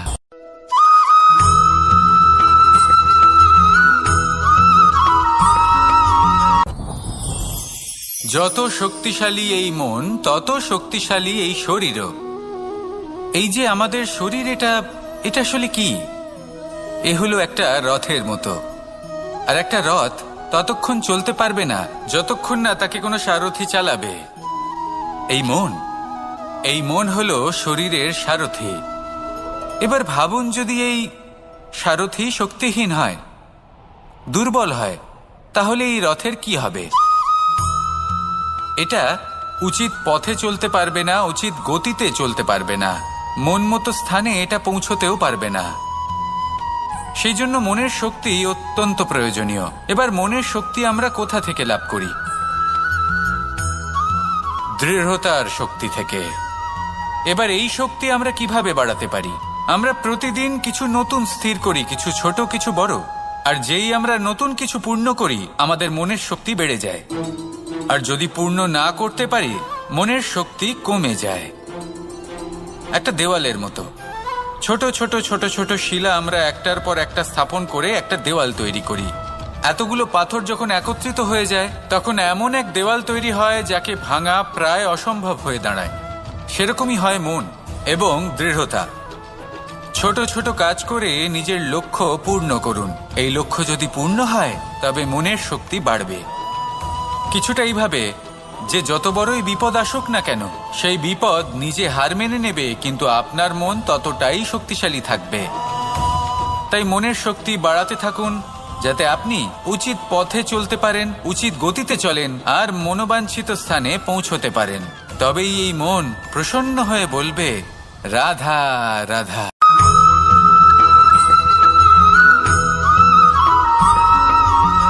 কিছু মানুষ বলেন যে নিরন্তর কাজ করলে, পুরুষার্থ পালন করলে এই জীবন বদলে ফেলা সম্ভব।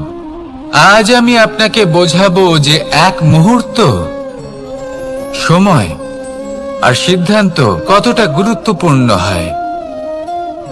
এক মুহূর্তই যথেষ্ট। একটা মুহূর্ত এত শক্তিশালী হতে পারে যে তা আপনার সমগ্র জীবন পাল্টে দিতে পারে। এমন এক সময় ছিল শ্রীরামের কাছে, যখন ওনাকে সিদ্ধান্ত নিতে হয় যে উনি নিজের পিতার আদেশ পালন করতে বনবাসে যাবেন নাকি যাবেন না। উনি সেই আদেশ পালন করেছিলেন। তারপর সময় অনুসারে উপযুক্ত সিদ্ধান্ত নিলেন। আর আজ সকলের মনে বসবাস করেন শ্রীরাম। আর অন্যদিকে আছে রাবণ। ওনার কাছে একটা সময় ছিল, একটা সুযোগ ছিল নিজের প্রারব্ধকে শুভ করে তোলার। উনি ভুল করলেন আর মৃত্যু লাভ করলেন। নির্বাচন সবসময় আপনার হাতে, শুধু আপনাকে সময়কে বুঝতে হবে, সেই মুহূর্তকে বুঝতে হবে আর উচিত সিদ্ধান্ত নিতে হবে, ব্যাস। বুঝতে শিখুন এই সময়ের দাবি কি, বুঝতে শিখুন এই সময়ের ইচ্ছে কি, আর উচিত সিদ্ধান্ত নিন। আর আমার সাথে ভালোবেসে বলুন, রাধা রাধা। জ্ঞান এবং অহংকার, এই দুইয়ের মধ্যে সম্পর্ক কোথায়? সম্পর্ক ঠিক সেরকম যেরকম হাত এবং কাঁকনের, যেমন চোখ এবং দৃষ্টির সম্পর্ক। এবার আপনি বলবেন, এ আমি কি বলছি? জ্ঞান এবং অহংকারের এমন সম্পর্ক কি করে হতে পারে?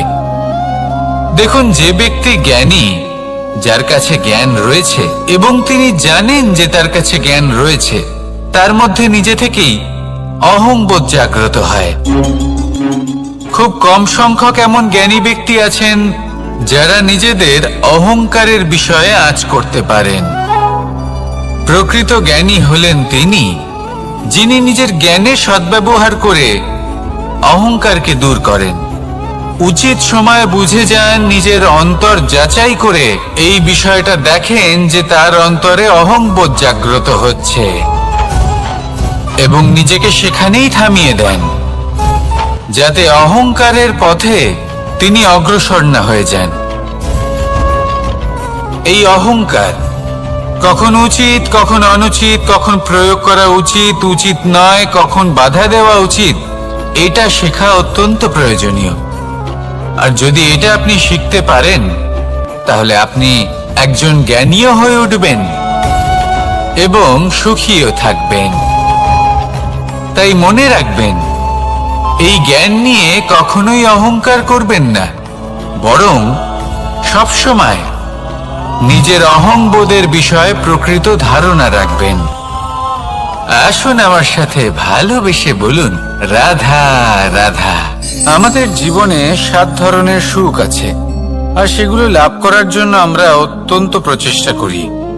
কিন্তু কোনো প্রচেষ্টা করার পূর্বে তা কিভাবে করব সেটা বোঝা খুব প্রয়োজন, আর সেখানেই আমরা ভুল করে থাকি।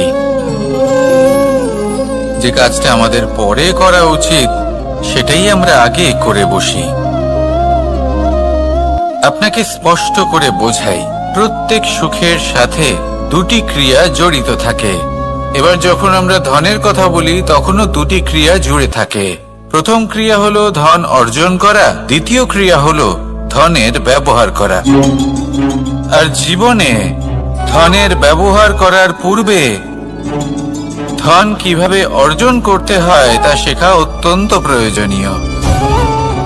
আমরা মন্দিরে যাই, ভগবানের আরাধনা করি, তার জন্য পুজো করি, ওনাকে প্রসন্ন করতে চাই, কিন্তু তার আগে ভগবানের ওপর আস্থা রাখা প্রয়োজনীয়। যদি আপনার অটল বিশ্বাস থাকে, তবেই আপনি প্রকৃত ভক্ত হয়ে উঠতে পারবেন। এবার যদি আপনি বক্তা হয়ে থাকেন, শ্রেষ্ঠ বক্তা হতে চান, এই সংসারের সামনে নিজের বক্তব্য রাখতে চান, তাহলে কথা বলার পূর্বে কথা শুনতে শিখুন। তবেই আপনি একজন শ্রেষ্ঠ বক্তা হয়ে উঠতে পারবেন। জীবনে সম্পর্ক স্থাপন করার আগে সম্পর্ক বজায় রাখতে শিখুন, তবেই আপনি একজন প্রকৃত সাথী হয়ে উঠবেন। জীবনে পরাজয় মানার পূর্বে বিজয়ী হওয়ার চেষ্টা কিভাবে করতে হয় সেটা শিখুন, তবেই আপনি একজন নিপুণ ব্যক্তি হয়ে উঠবেন। অন্তিম এবং সবথেকে গুরুত্বপূর্ণ কথা, জীবনে ভালোবাসা লাভ করার পূর্বে ভালোবাসা প্রদান করতে শিখুন, তবেই আপনি একজন প্রকৃত প্রেমী হয়ে উঠবেন। আসুন আমার সাথে ভালোবেসে বলুন, রাধা রাধা। এই সংসারের সবথেকে বড় যুদ্ধ কোনটা? দেব-অসুরের যুদ্ধ, যা অনেক বছর ধরে চলেছিল, নাকি রাম রাবণের যুদ্ধ, নাকি মহাভারত? না, সংসারের সবথেকে বড় যুদ্ধ হলো সেইটা যা নিজের সাথে লড়া হয়, নিজের মনের সাথে লড়া হয়, নিজের অন্তরের সাথে লড়া হয়। এটাই সব থেকে বড় যুদ্ধ। এবার নিজেই দেখুন আপনার সব থেকে বড় শত্রুকে।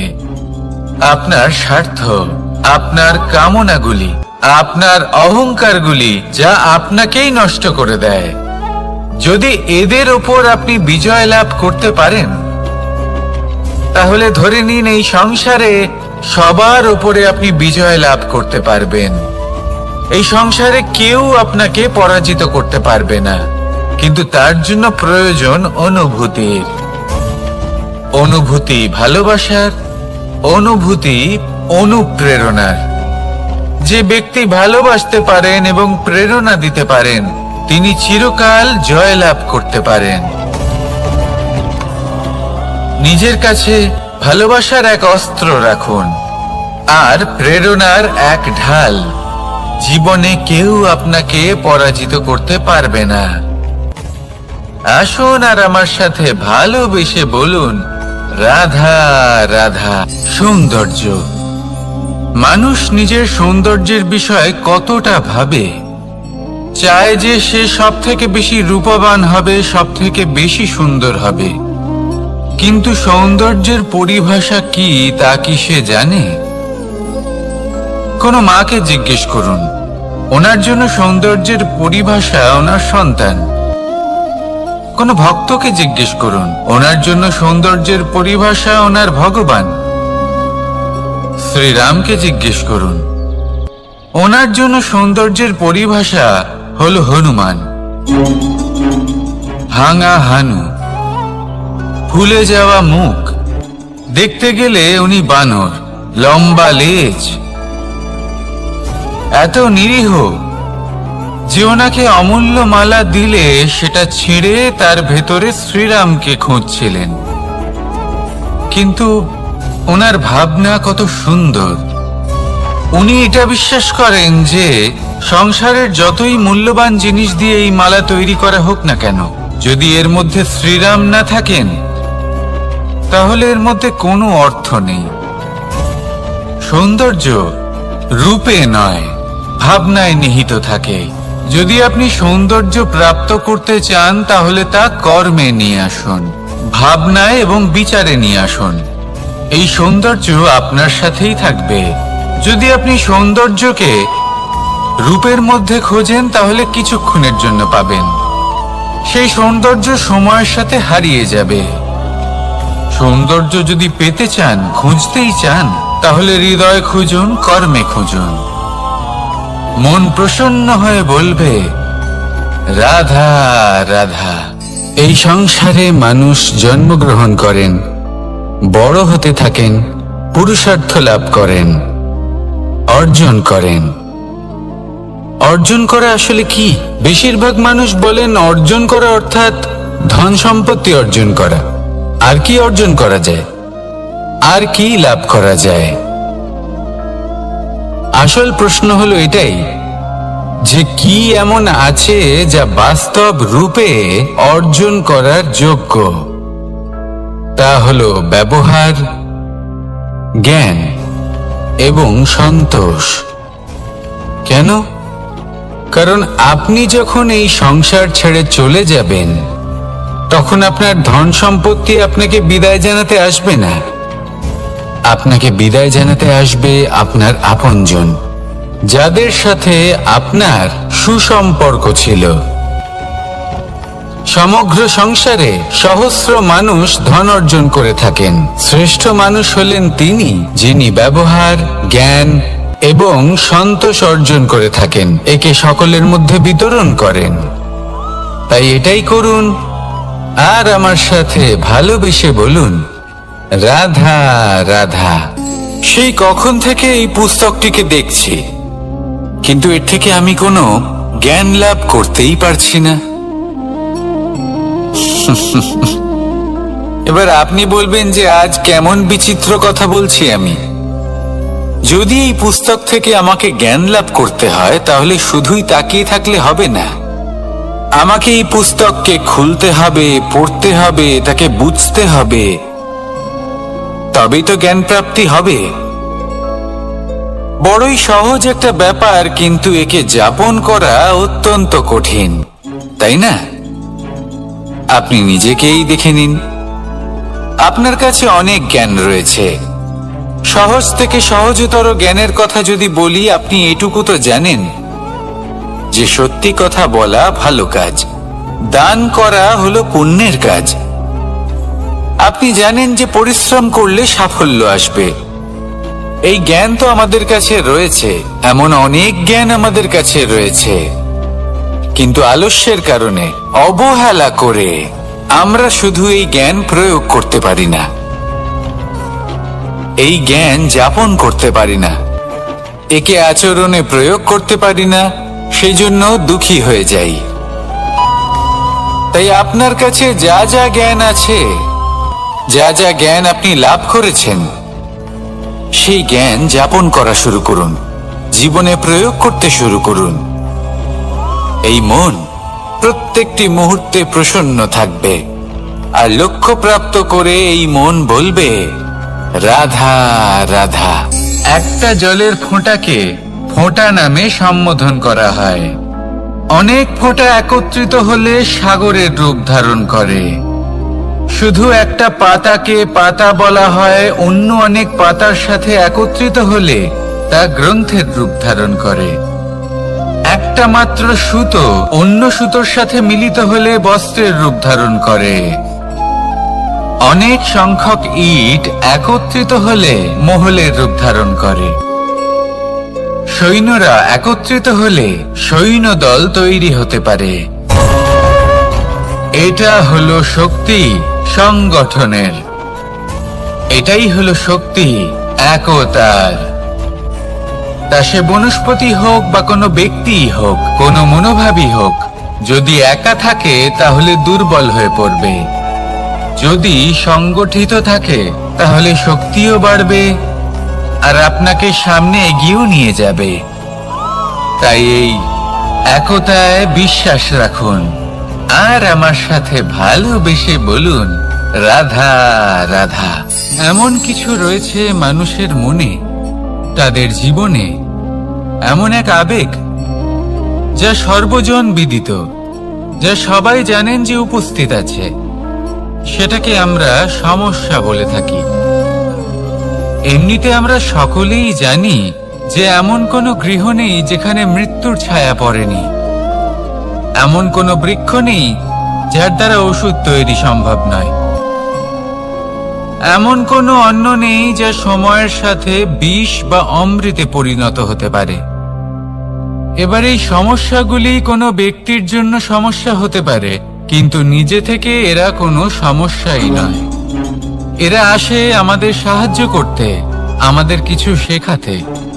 আপনি নিজেই দেখুন, পর্বতের শিখর থেকে কোনো এক পাখি পড়ে গিয়ে নিজের প্রাণ ত্যাগ করলো। সেটা কখন সম্ভব? যখন সেই পাখি ওড়ার চেষ্টাই করে না। তখন যখন কোনো ব্যক্তি জলে পড়ে যান এবং ডুবে গিয়ে নিজের প্রাণ হারান, এর সম্ভাবনা কখন বেশি থাকে? যখন সেই ব্যক্তি সাঁতার কাটার চেষ্টাই করেন না। তখন এই সমস্যা প্রত্যেকের জীবনে থাকবেই, কিন্তু এটা মনে রাখা প্রয়োজনীয় যে কোনো সমস্যা পরিস্থিতির কারণে সমস্যা হয়ে ওঠে না। এই পরিস্থিতি যখন আমাদের সামনে আসে, আমাদের তা কঠিন মনে হয়, আমরা নতমস্তক হয়ে পড়ি, ভয়ভীত হয়ে পড়ি, তার সম্মুখীন হতে পারি না। তখন তা সমস্যার রূপ নেয়। দৃঢ় হয়ে দাঁড়িয়ে থাকুন সাহসের সাথে, এই পরিস্থিতিগুলির সম্মুখীন হন। দেখবেন সমস্যা কখন সাফল্যে পরিণত হবে আপনি জানতেই পারবেন না। আসুন আমার সাথে ভালোবেসে বলুন, রাধা রাধা। এই সংসারে কখনো কোনো ব্যক্তিকে তার বাইরের পোশাক দেখে বিচার করার চেষ্টা করবেন না, এটা খুব বড় ভুল করবেন।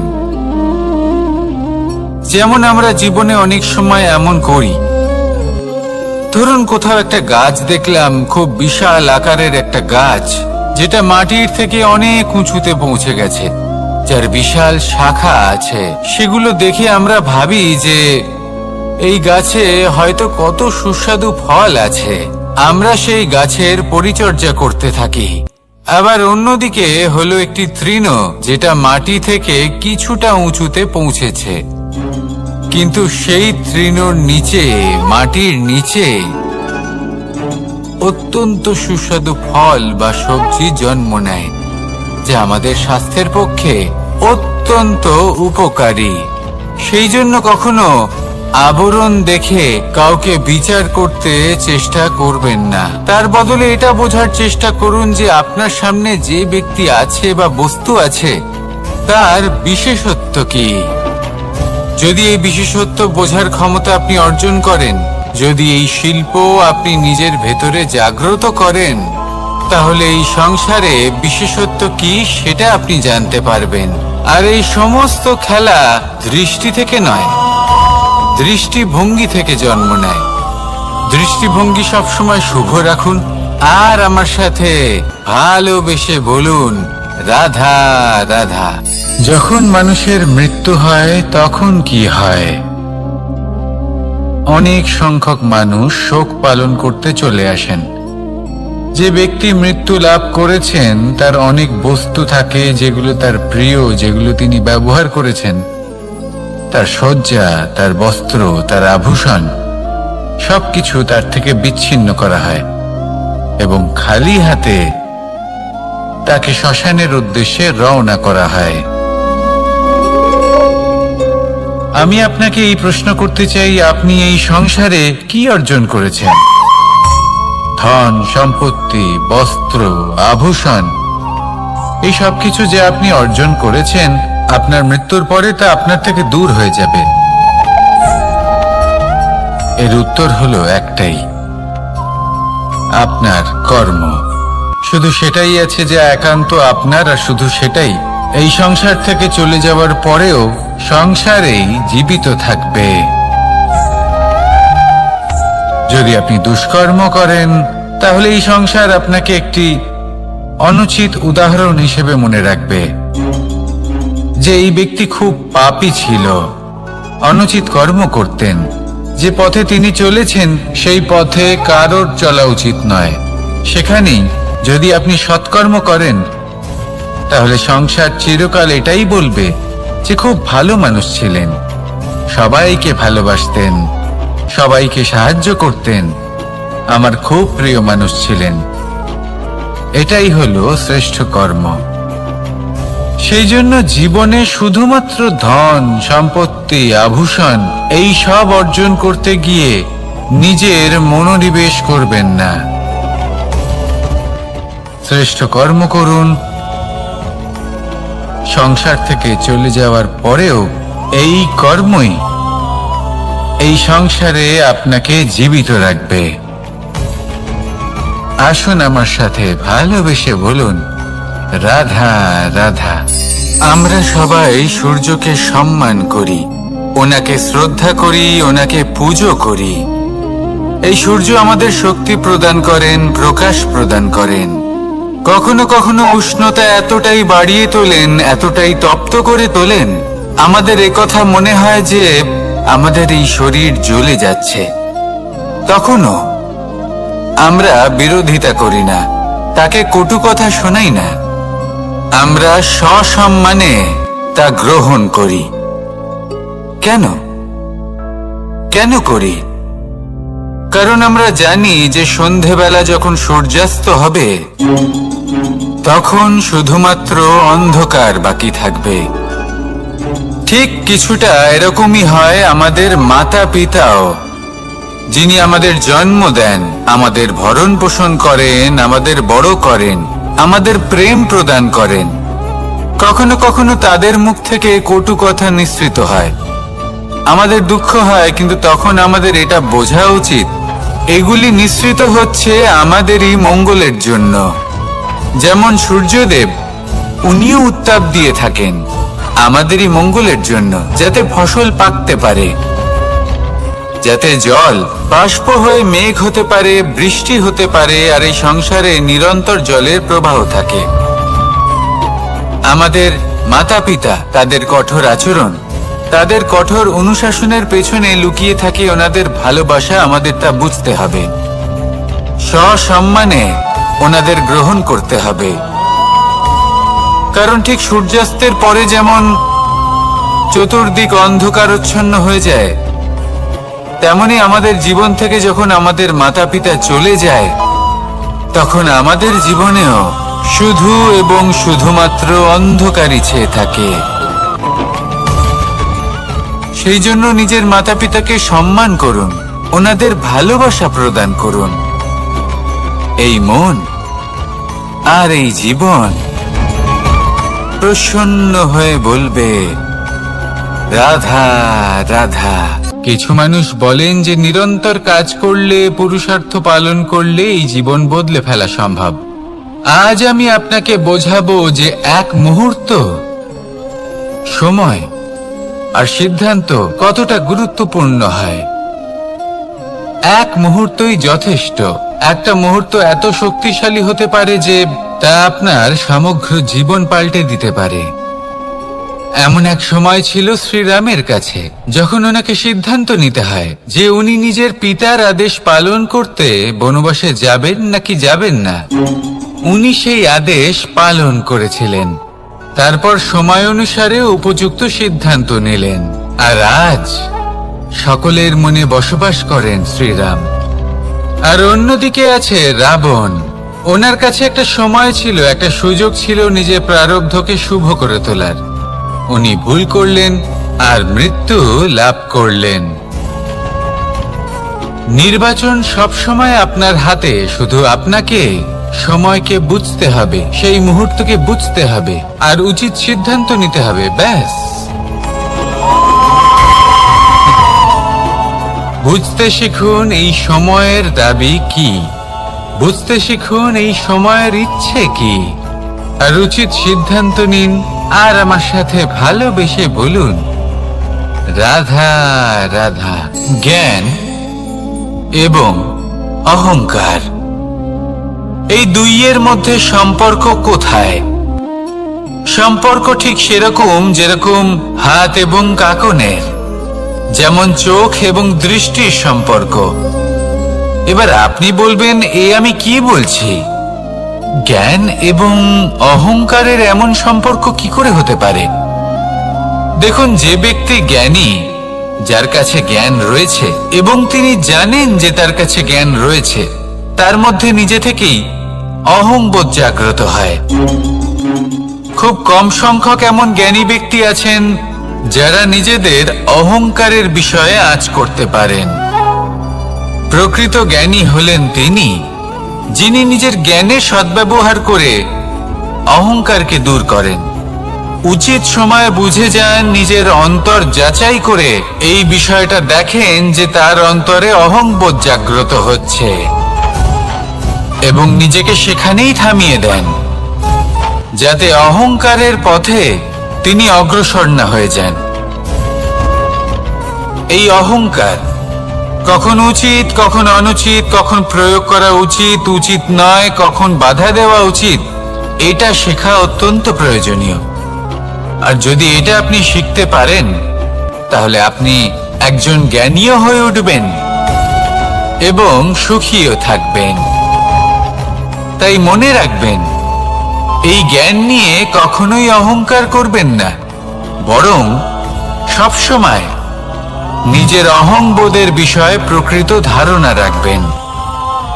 আসুন আমার সাথে ভালোবেসে বলুন, রাধা রাধা। আমাদের জীবনে 7 ধরনের সুখ আছে, আর সেগুলো লাভ করার জন্য আমরা অত্যন্ত প্রচেষ্টা করি। কিন্তু কোনো প্রচেষ্টা করার পূর্বে তা কিভাবে করব সেটা বোঝা খুব প্রয়োজন, আর সেখানেই আমরা ভুল করে থাকি। যে কাজটা আমাদের পরে করা উচিত, সেটাই আমরা আগে করে বসি। আপনাকে স্পষ্ট করে বোঝাই, প্রত্যেক সুখের সাথে 2টি ক্রিয়া জড়িত থাকে। এবার যখন আমরা ধনের কথা বলি, তখনও 2টি ক্রিয়া জুড়ে থাকে। প্রথম ক্রিয়া হলো ধন অর্জন করা, দ্বিতীয় ক্রিয়া হলো ধনের ব্যবহার করা। আর জীবনে ধনের ব্যবহার করার পূর্বে ধন কিভাবে অর্জন করতে হয় তা শেখা অত্যন্ত প্রয়োজনীয়। আমরা মন্দিরে যাই, ভগবানের আরাধনা করি, তার জন্য পুজো করি, ওনাকে প্রসন্ন করতে চাই। কিন্তু তার আগে ভগবানের ওপর আস্থা রাখা প্রয়োজনীয়। যদি আপনার অটল বিশ্বাস থাকে তবেই আপনি প্রকৃত ভক্ত হয়ে উঠতে পারবেন। এবার যদি আপনি বক্তা হয়ে থাকেন, শ্রেষ্ঠ বক্তা হতে চান, এই সংসারের সামনে নিজের বক্তব্য রাখতে চান, তাহলে কথা বলার পূর্বে কথা শুনতে শিখুন। তবেই আপনি একজন শ্রেষ্ঠ বক্তা হয়ে উঠতে পারবেন। জীবনে সম্পর্ক স্থাপন করার আগে সম্পর্ক বজায় রাখতে শিখুন। তবেই আপনি একজন প্রকৃত সাথী হয়ে উঠবেন। জীবনে পরাজয় মানার পূর্বে বিজয়ী হওয়ার চেষ্টা কিভাবে করতে হয় সেটা শিখুন। তবেই আপনি একজন নিপুণ ব্যক্তি হয়ে উঠবেন। অন্তিম এবং সবথেকে গুরুত্বপূর্ণ কথা, জীবনে ভালোবাসা লাভ করার পূর্বে ভালোবাসা প্রদান করতে শিখুন। তবেই আপনি একজন প্রকৃত প্রেমী হয়ে উঠবেন। আসুন আমার সাথে ভালোবেসে বলুন, রাধা রাধা। এই সংসারের সবথেকে বড় যুদ্ধ কোনটা? দেবসুরের যুদ্ধ যা অনেক বছর ধরে চলেছিল, নাকি রাম রাবণের যুদ্ধ, নাকি মহাভারত? না, সংসারের সবথেকে বড় যুদ্ধ হলো সেইটা যা নিজের সাথে লড়া হয়, নিজের মনের সাথে লড়া হয়, নিজের অন্তরের সাথে লড়া হয়। এটাই সবথেকে বড় যুদ্ধ। এবার নিজেই দেখুন আপনার সবথেকে বড় শত্রুকে। আপনার স্বার্থ, আপনার কামনাগুলি, আপনার অহংকারগুলি, যা আপনাকেই নষ্ট করে দেয়। যদি এদের ওপর আপনি বিজয় লাভ করতে পারেন, তাহলে ধরে নিন এই সংসারে সবার ওপরে আপনি বিজয় লাভ করতে পারবেন। এই সংসারে কেউ আপনাকে পরাজিত করতে পারবে না। কিন্তু তার জন্য প্রয়োজন অনুভূতির। অনুভূতি ভালোবাসার, অনুভূতি অনুপ্রেরণার। যে ব্যক্তি ভালোবাসতে পারেন এবং প্রেরণা দিতে পারেন, তিনি চিরকাল জয়লাভ করতে পারেন। নিজের কাছে ভালোবাসার এক অস্ত্র রাখুন আর প্রেরণার এক ঢাল। জীবনে কেউ আপনাকে পরাজিত করতে পারবে না। আসুন আর আমার সাথে ভালোবেসে বলুন, রাধা রাধা। সৌন্দর্য। মানুষ নিজের সৌন্দর্যের বিষয়ে কতটা ভাবে, চায় যে সে সব থেকে বেশি রূপবান হবে, সব থেকে বেশি সুন্দর হবে। কিন্তু সৌন্দর্যের পরিভাষা কি তা কি সে জানে? কোনো মাকে জিজ্ঞেস করুন, ওনার জন্য সৌন্দর্যের পরিভাষা ওনার সন্তান। কোনো ভক্তকে জিজ্ঞেস করুন, ওনার জন্য সৌন্দর্যের পরিভাষা ওনার ভগবান। শ্রীরামকে জিজ্ঞেস করুন, ওনার জন্য সৌন্দর্যের পরিভাষা হলো হনুমান। ভাঙা হানু, ফুলে যাওয়া মুখ, দেখতে গেলে উনি বানর, লম্বা লেজ, এত নিরীহ যে ওনাকে অমূল্য মালা দিলে সেটা ছিঁড়ে তার ভেতরে শ্রীরামকে খুঁজছিলেন। কিন্তু ওনার ভাবনা কত সুন্দর। উনি এটা বিশ্বাস করেন যে সংসারের যতই মূল্যবান জিনিস দিয়ে এই মালা তৈরি করা হোক না কেন, যদি এর মধ্যে শ্রীরাম না থাকেন তাহলে এর মধ্যে কোনো অর্থ নেই। সৌন্দর্য রূপে নয়, ভাবনায় নিহিত থাকে। যদি আপনি সৌন্দর্য প্রাপ্ত করতে চান তাহলে তা কর্মে নিয়ে আসুন, ভাবনায় এবং বিচারে নিয়ে আসুন। এই সৌন্দর্য আপনার সাথেই থাকবে। যদি আপনি সৌন্দর্যকে রূপের মধ্যে খোঁজেন তাহলে কিছুক্ষণের জন্য পাবেন, সেই সৌন্দর্য সময়ের সাথে হারিয়ে যাবে। সৌন্দর্য যদি পেতে চান, খুঁজতেই চান, তাহলে হৃদয় খুঁজুন, কর্মে খুঁজুন। মন প্রসন্ন হয়ে বলবে, রাধা রাধা। এই সংসারে মানুষ জন্মগ্রহণ করেন, বড় হতে থাকেন, পুরুষার্থ লাভ করেন, অর্জন করেন।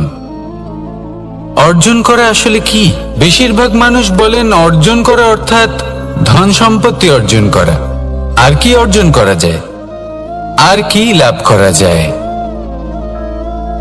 আসল প্রশ্ন হলো এটাই যে কি এমন আছে যা বাস্তব রূপে অর্জন করার যোগ্য। তা হলো ব্যবহার, জ্ঞান এবং সন্তোষ। কেন? কারণ আপনি যখন এই সংসার ছেড়ে চলে যাবেন, তখন আপনার ধন সম্পত্তি আপনাকে বিদায় জানাতে আসবে না। আপনাকে বিদায় জানাতে আসবে আপনার আপনজন, যাদের সাথে আপনার সুসম্পর্ক ছিল। সমগ্র সংসারে সহস্র মানুষ ধন অর্জন করে থাকেন। শ্রেষ্ঠ মানুষ হলেন তিনি যিনি ব্যবহার, জ্ঞান এবং সন্তোষ অর্জন করে থাকেন, একে সকলের মধ্যে বিতরণ করেন। তাই এটাই করুন, আর আমার সাথে ভালোবেসে বলুন, রাধা রাধা। সেই কখন থেকে এই পুস্তকটিকে দেখছি, কিন্তু এর থেকে আমি কোনো জ্ঞান লাভ করতেই পারছি না। এবার আপনি বলবেন যে আজ কেমন বিচিত্র কথা বলছি আমি।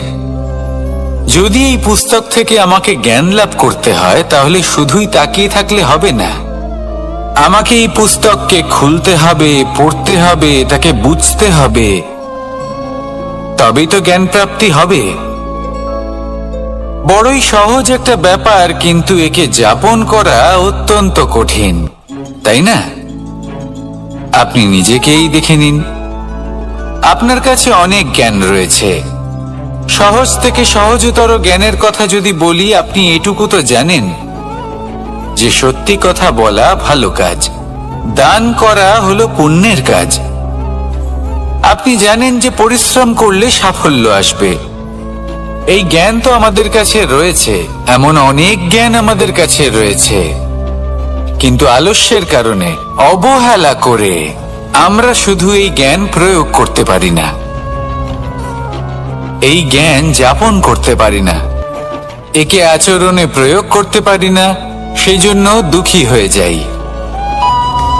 তাই আপনার কাছে যা যা জ্ঞান আছে, যা যা জ্ঞান আপনি লাভ করেছেন, সেই জ্ঞান যাপন করা শুরু করুন, জীবনে প্রয়োগ করতে শুরু করুন। এই মন প্রত্যেকটি মুহূর্তে প্রসন্ন থাকবে, আর লক্ষ্য প্রাপ্ত করে এই মন বলবে, রাধা রাধা। একটা জলের ফোঁটাকে ফোঁটা নামে সম্বোধন করা হয়। অনেক ফোঁটা একত্রিত হলে সাগরের রূপ ধারণ করে। শুধু একটা পাতাকে পাতা বলা হয়, অন্য অনেক পাতার সাথে একত্রিত হলে তা গ্রন্থের রূপ ধারণ করে। একটা মাত্র সুতো অন্য সুতোর সাথে মিলিত হলে বস্ত্রের রূপ ধারণ করে। অনেক সংখ্যক ইট একত্রিত হলে মহলের রূপ ধারণ করে। সৈন্যরা একত্রিত হলে সৈন্যদল তৈরি হতে পারে। এটা হলো শক্তি সংগঠনের, এটাই হলো শক্তি একতার। তা সে বনস্পতি হোক বা কোনো ব্যক্তি হোক, কোনো মনোভাবই হোক, যদি একা থাকে তাহলে দুর্বল হয়ে পড়বে। যদি সংগঠিত থাকে তাহলে শক্তিও বাড়বে, আর আপনাকে সামনে এগিয়েও নিয়ে যাবে। তাই এই একতায় বিশ্বাস রাখুন, আর আমার সাথে ভালোবেসে বলুন, রাধা রাধা। এমন কিছু রয়েছে মানুষের মনে, তাদের জীবনে এমন এক আবেগ যা সর্বজন বিদিত, যা সবাই জানেন যে উপস্থিত আছে। সেটাকে আমরা সমস্যা বলে থাকি। এমনিতে আমরা সকলেই জানি যে এমন কোনো গৃহ নেই যেখানে মৃত্যুর ছায়া পড়েনি, এমন কোনো বৃক্ষ নেই যার দ্বারা ওষুধ তৈরি সম্ভব নয়, এমন কোনো অন্ন নেই যা সময়ের সাথে বিষ বা অমৃতে পরিণত হতে পারে।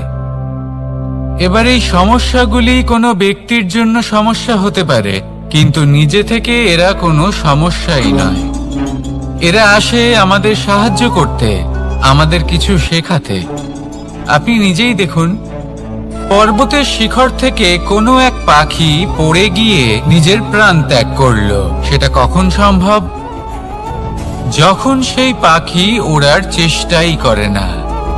তখন যখন কোনো ব্যক্তি জলে পড়ে যান এবং ডুবে গিয়ে নিজের প্রাণ হারান, এর সম্ভাবনা কখন বেশি থাকে?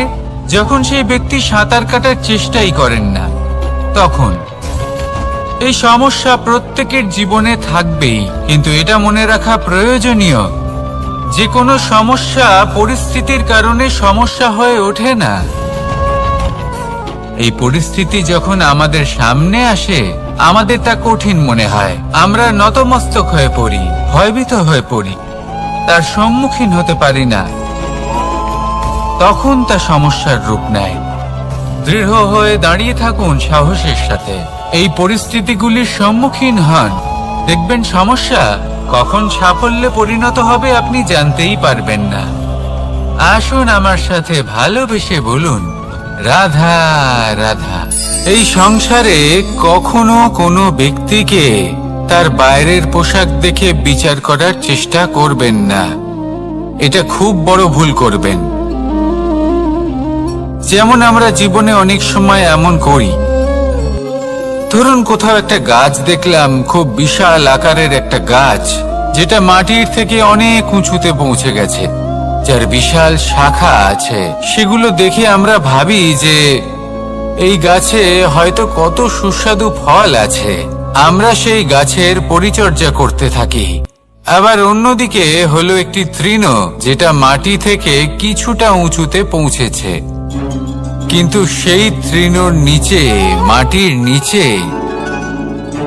অত্যন্ত সুস্বাদু ফল বা সবজি জন্ম নেয়, যা আমাদের স্বাস্থ্যের পক্ষে অত্যন্ত উপকারী। সেই জন্য কখনো আবরণ দেখে কাউকে বিচার করতে চেষ্টা করবেন না। তার বদলে এটা বোঝার চেষ্টা করুন যে আপনার সামনে যে ব্যক্তি আছে বা বস্তু আছে, তার বিশেষত্ব কি। যদি এই বিশেষত্ব বোঝার ক্ষমতা আপনি অর্জন করেন, যদি এই শিল্প আপনি নিজের ভেতরে জাগ্রত করেন, তাহলে এই সংসারে বিশেষত্ব কি সেটা আপনি জানতে পারবেন। আর এই সমস্ত খেলা দৃষ্টি থেকে নয়, দৃষ্টিভঙ্গি থেকে জন্ম নেয়। দৃষ্টিভঙ্গি সবসময় শুভ রাখুন, আর আমার সাথে ভালোবেসে বলুন, রাধা রাধা। যখন মানুষের মৃত্যু হয় তখন কি হয়? অনেক সংখ্যক মানুষ শোক পালন করতে চলে আসেন। যে ব্যক্তি মৃত্যু লাভ করেছেন তার অনেক বস্তু থাকে যেগুলো তার প্রিয়, যেগুলো তিনি ব্যবহার করেছেন। তার শয্যা, তার বস্ত্র, তার আভূষণ সবকিছু তার থেকে বিচ্ছিন্ন করা হয় এবং খালি হাতে তাকে শ্মশানের উদ্দেশ্যে রওনা করা হয়। আমি আপনাকে এই প্রশ্ন করতে চাই, আপনি এই সংসারে কি অর্জন করেছেন? ধন সম্পত্তি, বস্ত্র, আভূষণ, এই সব কিছু যে আপনি অর্জন করেছেন, আপনার মৃত্যুর পরে তা আপনার থেকে দূর হয়ে যাবে। এর উত্তর হলো একটাই, আপনার কর্ম। শুধু সেটাই আছে যে একান্ত আপনার, আর শুধু সেটাই এই সংসার থেকে চলে যাওয়ার পরেও সংসারেই জীবিত থাকবে। যদি আপনি দুষ্কর্ম করেন, তাহলে এই সংসার আপনাকে একটি অনুচিত উদাহরণ হিসেবে মনে রাখবে যে এই ব্যক্তি খুব পাপী ছিল, অনুচিত কর্ম করতেন। যে পথে তিনি চলেছেন সেই পথে কারোর চলা উচিত নয়।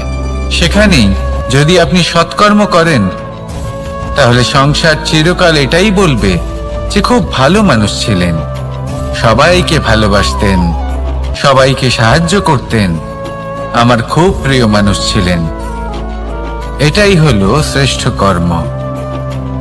সেই জন্য জীবনে শুধুমাত্র ধন সম্পত্তি, আভূষণ এই সব অর্জন করতে গিয়ে নিজের মনোনিবেশ